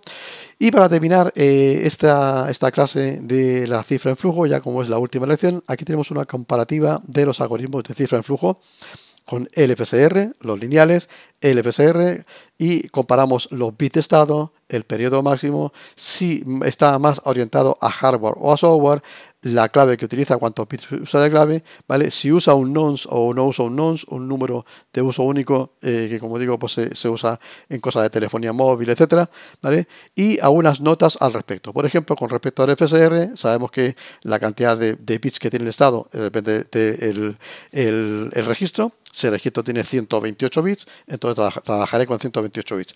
Sabemos que el periodo máximo sería 2 elevado a n-1, porque está prohibido la cadena de todos ceros, que normalmente se puede implementar en software, como lo acabamos de ver con el software educativo FlujoLab, pero lo normal es trabajarlo en hardware, y que tiene un ataque conocido como BLK-Massey, que con solamente conocer 2 por n bits consecutivos, somos capaces de conocer cuál es el polinomio del sistema y de alguna forma poner, pues no en jaque mate el cifrado, pero sí, pues de alguna forma, pues ser no recomendable el uso de un solo LFSR, como hemos visto en la clase de hoy. Con respecto a los LFSR de tipos no lineales, los NL, pues entonces lo mismo, ¿vale? Pero no hay ningún tipo de ataque conocido. Bien, el algoritmo A5/1 tenemos 64 bits, lo que acabamos de comprobar, ¿vale? El periodo máximo es 2 elevado al 4 menos 1, pero cuidado, ese no es el valor exacto que tiene. Hemos encontrado que para el algoritmo A5, ¿de acuerdo? Con 64 bits, como resulta que son 3 periodos, T1, T2 y T3, ¿vale? Y multiplicábamos los 3, ese número era muy alto, pero era menor que 2 elevado a 64. Ese sería el periodo máximo en el caso que usásemos solamente nada más que un único registro. La clave son 64 bits, ¿de acuerdo? Y luego pues tenemos un NOT de 22 bits utilizado en la parte de telefonía móvil y como veis aquí decíamos que la clave era nada más que 3 registros y hay diversos ataques que han hecho que el sistema ese de cifra, que fue secreto, cuyo código fuente se ocultó, pues entonces sucumbiera a partir de finales de los años 90. Luego el algoritmo RC4, que también el código también era tipo secreto, de Ron Rivers, tiene pues los bits del estado son 256. Yo puedo usar cualquier tipo de clave, 64 bits, 128 bits, que era lo típico, o claves más grandes. Evidentemente se puede poner una clave en el famoso, en el algoritmo interno, ¿no? El KSA, que yo iba poniendo la clave mía en todo ese registro de los 256 bytes, pues entonces pues tendré una clave un poquitín mayor, ¿de acuerdo? Entonces, como veis, con la clave va desde un bit hasta los 256. En realidad va desde un byte hasta los 256 bytes, porque RC4, como recordamos, hacía cifra byte a byte. El IETF, el Internet Engineering Task Force, recomienda no usarlo en 2015 y como acabamos de ver, ni siquiera aparece ahora en la suite de protocolos que se envían cliente y servidor y servidor y cliente en un handshake. Y luego los algoritmos que están pues, de moda hoy en día. Inicialmente el Salsa 20, que fue uno de los algoritmos que se presentó a ese proyecto llamado eStream del año 2004 al 2008 y que luego una modificación de este mismo autor, de Bernstein, derivó en el algoritmo Chacha20, que es más seguro, que tiene pues una mayor difusión de bits, etcétera. Y aquí aparecen los periodos máximos. Evidentemente un periodo de 2 elevado a 73 es un periodo bastante grande. Si alguien no sabe o no recuerda lo que hemos comentado aquí en clase, buscar en internet qué cantidad de información, ¿vale? En 2 elevado a tanto bytes, etcétera, está manejando, por ejemplo, hoy en día pues Google Maps o algo así, y vais a ver que 2 elevado a 73 como periodo es un número inmensamente grande, inmensamente grande. No, lo normal es que no te envíe jamás un documento de esas cantidades porque ves que es un número monstruoso. ¿De acuerdo? Y el Chacha20 también trabaja, los dos trabajan en bloques de 512 bits, es decir, son 64 bytes, ¿vale? Una matriz de 4x4 en que cada una de esas celdas, 16 celdas, cada una tiene una palabra de 32 bits, ¿de acuerdo? ¿Vale? Y hoy en día es el actual competidor. Si os fijáis, pues, se puede introducir una clave de 128 bits hasta de 256 bits, que es lo que vimos en las figuras anteriores. Cada celdita, os acordáis, tenía 32 bits, ¿vale? Si tengo solamente 4 celdas, entonces tengo 128 bits. Si tengo 8 celdas, como parecía en la diapositiva anterior, entonces tengo 256 bits de clave, que es una clave bastante buena hoy en día, como sabemos. Bien. Terminando la clase de hoy, aquí tenéis información multimedia en píldoras formativas de muy recomendable visualización. La píldora número 34, que dice pues cómo ciframos el flujo con A5 RC4, una pequeña introducción, ¿vale? Y en modo contador, que significa el concepto de modo contador, ¿vale? Cómo se hace la cifra con modo contador. Y luego aquí a la derecha, la píldora que os recomendaba que veáis para analizar en profundidad el algoritmo RC4. Está muy bien hecha, es bastante didáctica, se puede ver paso a paso cómo se van moviendo los punteros I y J, el M sub I, el M sub J, qué significa el swap que aparecía en la ecuación de cada uno de esos subprogramas internos, ¿vale? Y entonces, como digo, es muy recomendable la visualización de esta píldora formativa para poder entender completamente el algoritmo RC4. Evidentemente, hoy en día ya no se usa, pero es importante que sepáis cómo funciona.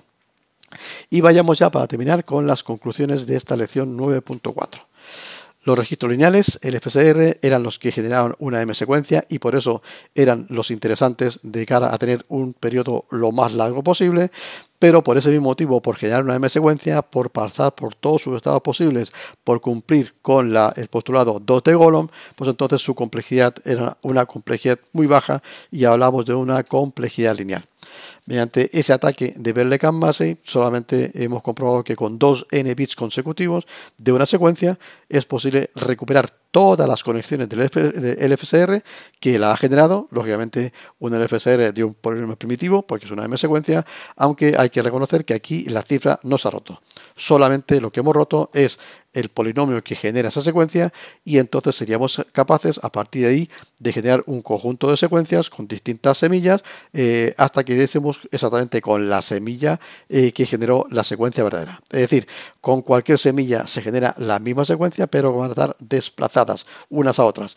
Si yo quiero generar la secuencia en fase, me hace falta conocer la semilla y evidentemente si la semilla son números serios, no como hacía el algoritmo A5 de 64 bits, si las semillas son pues, 128 bits o 200 bits, por ejemplo, 256 bits, entonces pues tendría yo que pues, analizar o hacer un ataque por fuerza bruta de 2 elevado a 256 menos 1, 2 elevado a 255 en término medio para saber cuál es la semilla que se ha utilizado. Y como sabéis, eso hoy en día es completamente imposible de hacerlo. El algoritmo A5/1, que se usa en telefonía móvil GSM en la década de los 90, que además tiene el agravante de que su código fuente se ocultó, como lo comentamos, sufre una gran cantidad de ataques y entre ellos uno de los más conocidos es el de Alex Biryukov, de los primeros además, Adi Shamir y David Wagner en el año 2000. RC4, otro algoritmo que también pues, es propietario, con lo cual pues, tiene su código fuente no fue publicado, aunque luego se hizo público, ¿vale? El algoritmo que era muy sencillo, fue pues, diseñado por Ron Rives, fue un algoritmo muy popular durante más de una década, podríamos decir que prácticamente 2 décadas, hasta el año 2012-2015.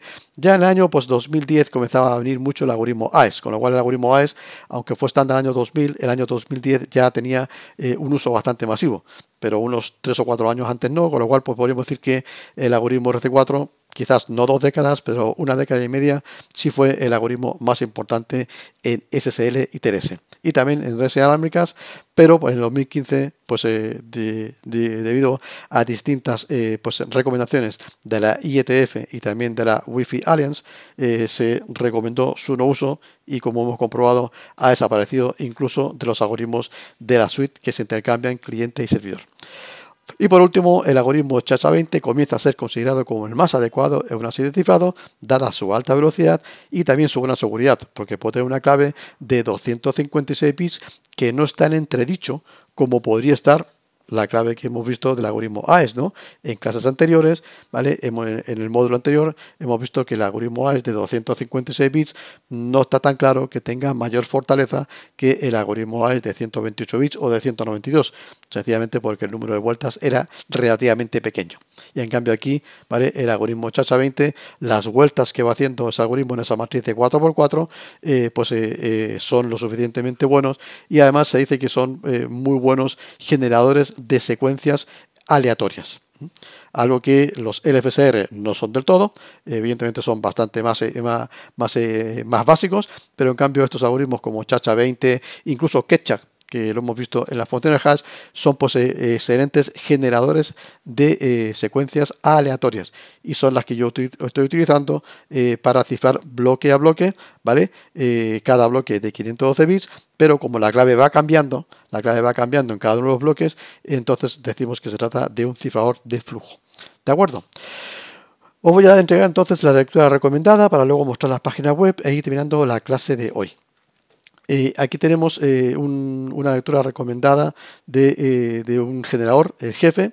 No hemos visto los generadores que corresponden pues, a los del tipo pues, lineales o no lineales, perdón, con registros LFSR, y de ellos dijimos que hay unos cuantos. Aquí os he puesto esta URL para que la podáis ver, el que esté interesado en ese tipo de registros, y es un documento relativamente moderno del año 2019.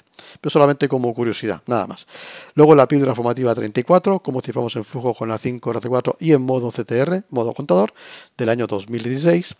Tenemos aquí pues, una entrada a Wikipedia en inglés, a 5/1 Security, donde se describen los distintos ataques que ha ido sufriendo o que sufrió el algoritmo A5/1, y también la píldora formativa 35, cómo funciona el algoritmo RC4, también del año 2016.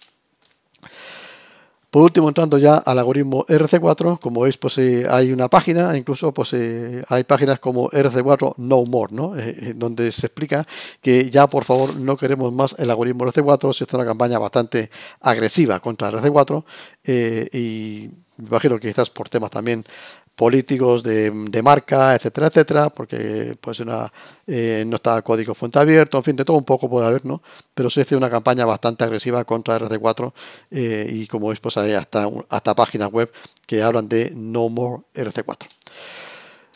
Con la parte segunda de la bibliografía, aquí está pues el Eclipse Stream Cipher Project, el proyecto europeo del año 2004-2008, donde hubo un conjunto de propuestas para crear un nuevo algoritmo de Stream Cipher, de algoritmo de flujo. En tanto, RC4 ya había, unos años atrás, había pues fenecido, había desaparecido completamente. Aquí tenemos una entrada a Salsa 20. En Wikipedia, si buscáis entrada a Salsa 20, normalmente os lleva a Salsa 20, tanto en inglés como en español. Y en Salsa 20 están explicados tanto el Salsa 20 como el Chacha 20. ¿Vale? Aquí tenemos el Chacha 20 y el Poly 1305, que es el similar al GCM, al Galois Counter Mode que usa el algoritmo AES. Aquí lo usa el Chacha 20, el sistema de autenticación de bloques. Y como veis, aquí es un RFC, un Request for Comments del 8439, donde está especificado el código pues paso a paso. Este documento pues lo vimos en el momento de bloque Seguinfor de Argentina, donde hablaba de que los protocolos Chacha 20 y Poly 1305 venían a reforzar las conexiones HTTPS, y este es donde saqué la captura de pantalla donde aparecían las velocidades del Chacha 20 comparado con el algoritmo AES en telefonía móvil, y veíamos que era entre 3 y 4 veces más rápida. Y por último, el documento ya más importante, ¿no? El Cha-Cha 20, A Variant of Salsa 20 de pues, Daniel Bernstein, su autor, del año 2008, un documento en PDF donde está todo ahí indicado para que vosotros, el que quiera ver el algoritmo en profundidad, lo pueda estudiar. En tanto, pues seguramente todavía no, pero quizás si las cosas no cambian, es posible que dentro de 3 o 4 años el algoritmo Cha-Cha 20 pase por encima de RSA y se comience a usar de forma masiva en Internet. Vayamos entonces a mostrar cada una de esas URL para ir terminando la clase de hoy. Primera lectura recomendada. Vemos aquí la página de Analysis of Jefe Generator LFSR, Properties on the Application of Algebraic Attack, de estos autores, de Handayani y Adiati. Y entonces tenéis aquí la documentación completa de este documento, que podéis, como digo, si alguien quiere profundizar en algunos de estos registros LFSR que son no lineales, pues podéis vosotros hacer esa lectura solamente para quien esté interesado. Pasamos entonces a la siguiente lectura recomendada o visualización en este caso, que es la píldora formativa 34, cómo ciframos en flujo con A5, RC4 y en modo CTR. Proyecto TOT. Píldoras formativas CryptoRed. Píldora número 34. ¿Cómo ciframos en flujo con A5, RC4 y en modo CTR? Aquí entonces nos va a ir explicando pues cómo era el algoritmo A5, su código fuente, cómo luego se fue, se encontró el código fuente y se pudo hacer el ataque correspondiente. ¿Cuáles son los algoritmos que luego se usaron a continuación, ¿no? A continuación, después de este algoritmo A5 vino el Kasumi, y después del Kasumi el algoritmo que vino es el Snow 3G, que veis aquí a la derecha. Y entonces nos explica cómo funciona, como digo, este algoritmo A5, sus algoritmos que lo sustituyen después. Hoy en día ya sabéis que se trabaja con el algoritmo AES, y luego pues un funcionamiento de cada uno de esos apartados que corresponde al algoritmo A5. Y con respecto al algoritmo RC4, aquí podéis ver, por ejemplo, la diferencia de velocidad que tiene el algoritmo RC4 con los demás algoritmos del tipo simétricos. El RC4 es el que está abajo de todo, es el más rápido, y el triple DES es el que está arriba de todo en color rojo. Y se puede ver fácilmente, ¿vale?, lo que comentamos hace un momento, ¿no?, que el algoritmo pues RC4 era 10 veces más rápido que el algoritmo DES y entre 2 y 4 veces más rápido que el algoritmo AES. Bien, pues entonces esa sería la segunda lectura recomendada. Aquí tenemos la entrada pues a Security de Wikipedia del A5, y como veis, ataque con texto en claro conocido, pues ataques A5 usando en GSM, con gente bastante conocida en el entorno pues de la criptografía, como Eli Biham, de Biham y Shamir, que fueron los que hicieron los ataques pues al algoritmo DES, y se conoce como criptoanálisis diferencial. En fin, pues hay una gran cantidad de ataques que se hicieron, como veis, a este algoritmo, que es el A5/1, que aquí está indicado pues paso a paso en esta entrada en Wikipedia. También tenemos la píldora formativa 35, que aquí os recomiendo que la veáis paso a paso. Píldoras formativas CryptoRed. Píldora número 35. ¿Cómo funciona el algoritmo RC4? Bien, pues entonces aquí habla de RC4, que lógicamente pues, era secreto, pero ya en 94 se hizo público. Es una lista que apareció ahí en una lista de hackers, apareció pues el código fuente.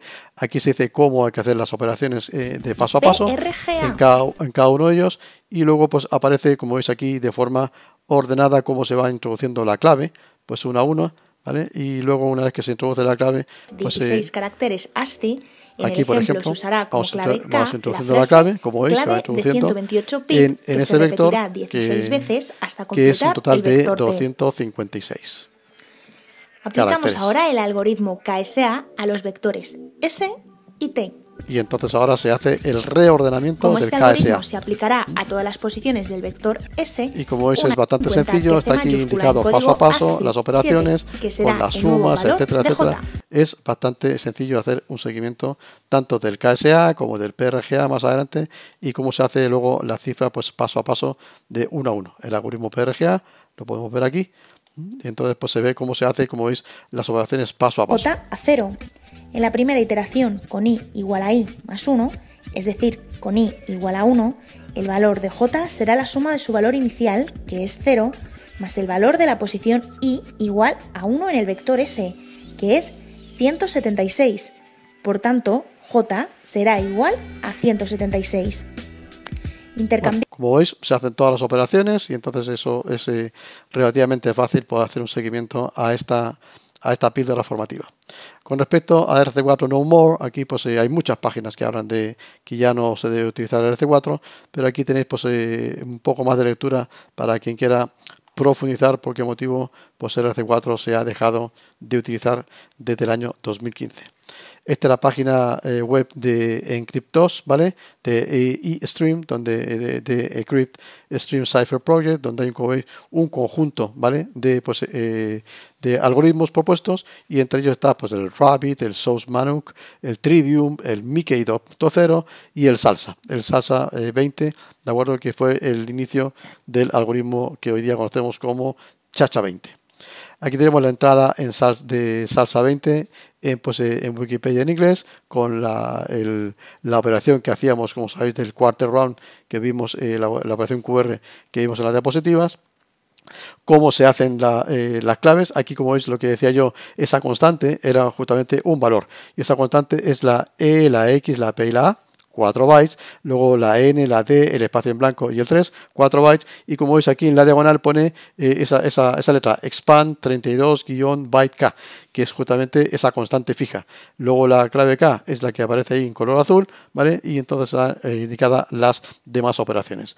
Y luego más adelante viene ya pues la indicación de qué es lo que es el Chacha 20. Y el Chacha, de acuerdo, que como mantiene, pues viene del Salsa 20, aunque se le llamó Chacha, todo el mundo lo llama Chacha 20, ¿vale? Pues entonces es exactamente lo mismo. Tiene, como veis, la misma constante, expand, nd, espacio 3, 2-byte, ¿vale? Y t, espacio k. Luego la clave k, como veis aquí, ¿vale? De un total de 256 bytes, ¿de acuerdo? Porque recordad que esta matriz es de 512 bytes, ¿vale?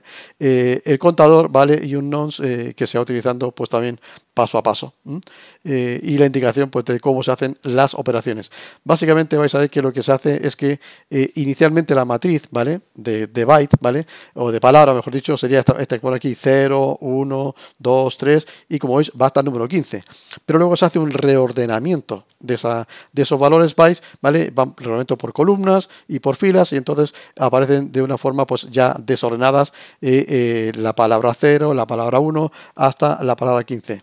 Y esa forma de desordenarlo entre fila, columnas y en diagonales que hace el Chacha 20, como digo, pues está indicado en los documentos que vosotros podéis seguir.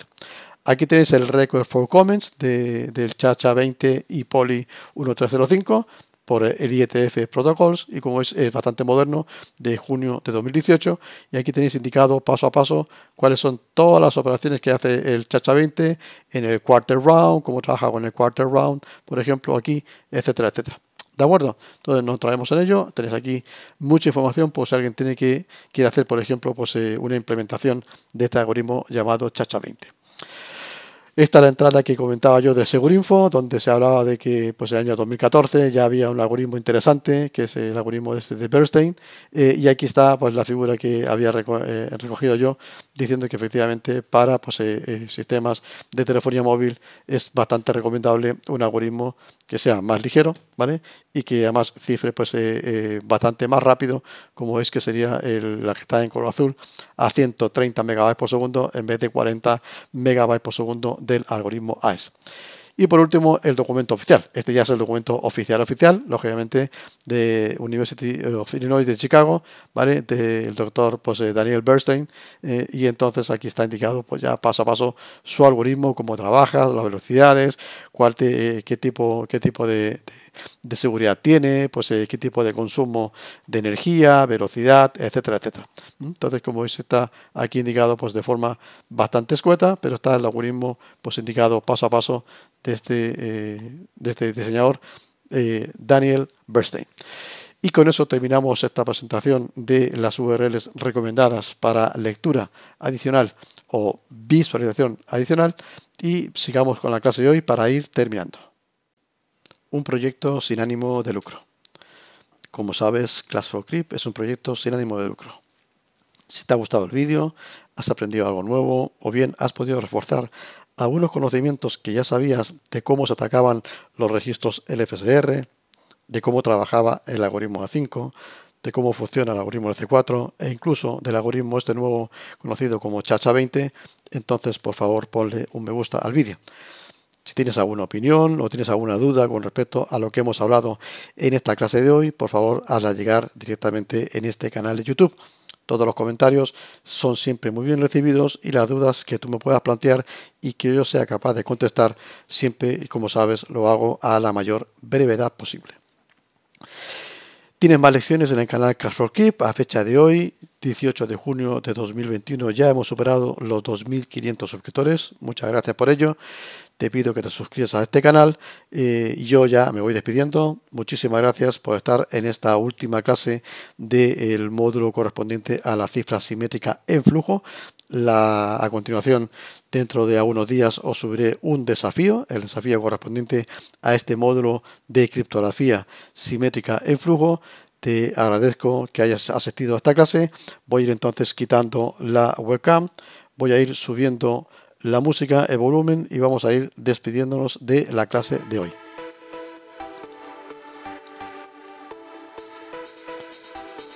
Con respecto a la licencia y créditos de estas videoclases, así como de la documentación utilizada en ellas y que se publican bajo licencia Creative Commons con reconocimiento no comercial y sin una obra derivada, pues ya sabes que estarán disponibles en CryptoRed dentro de los próximos días.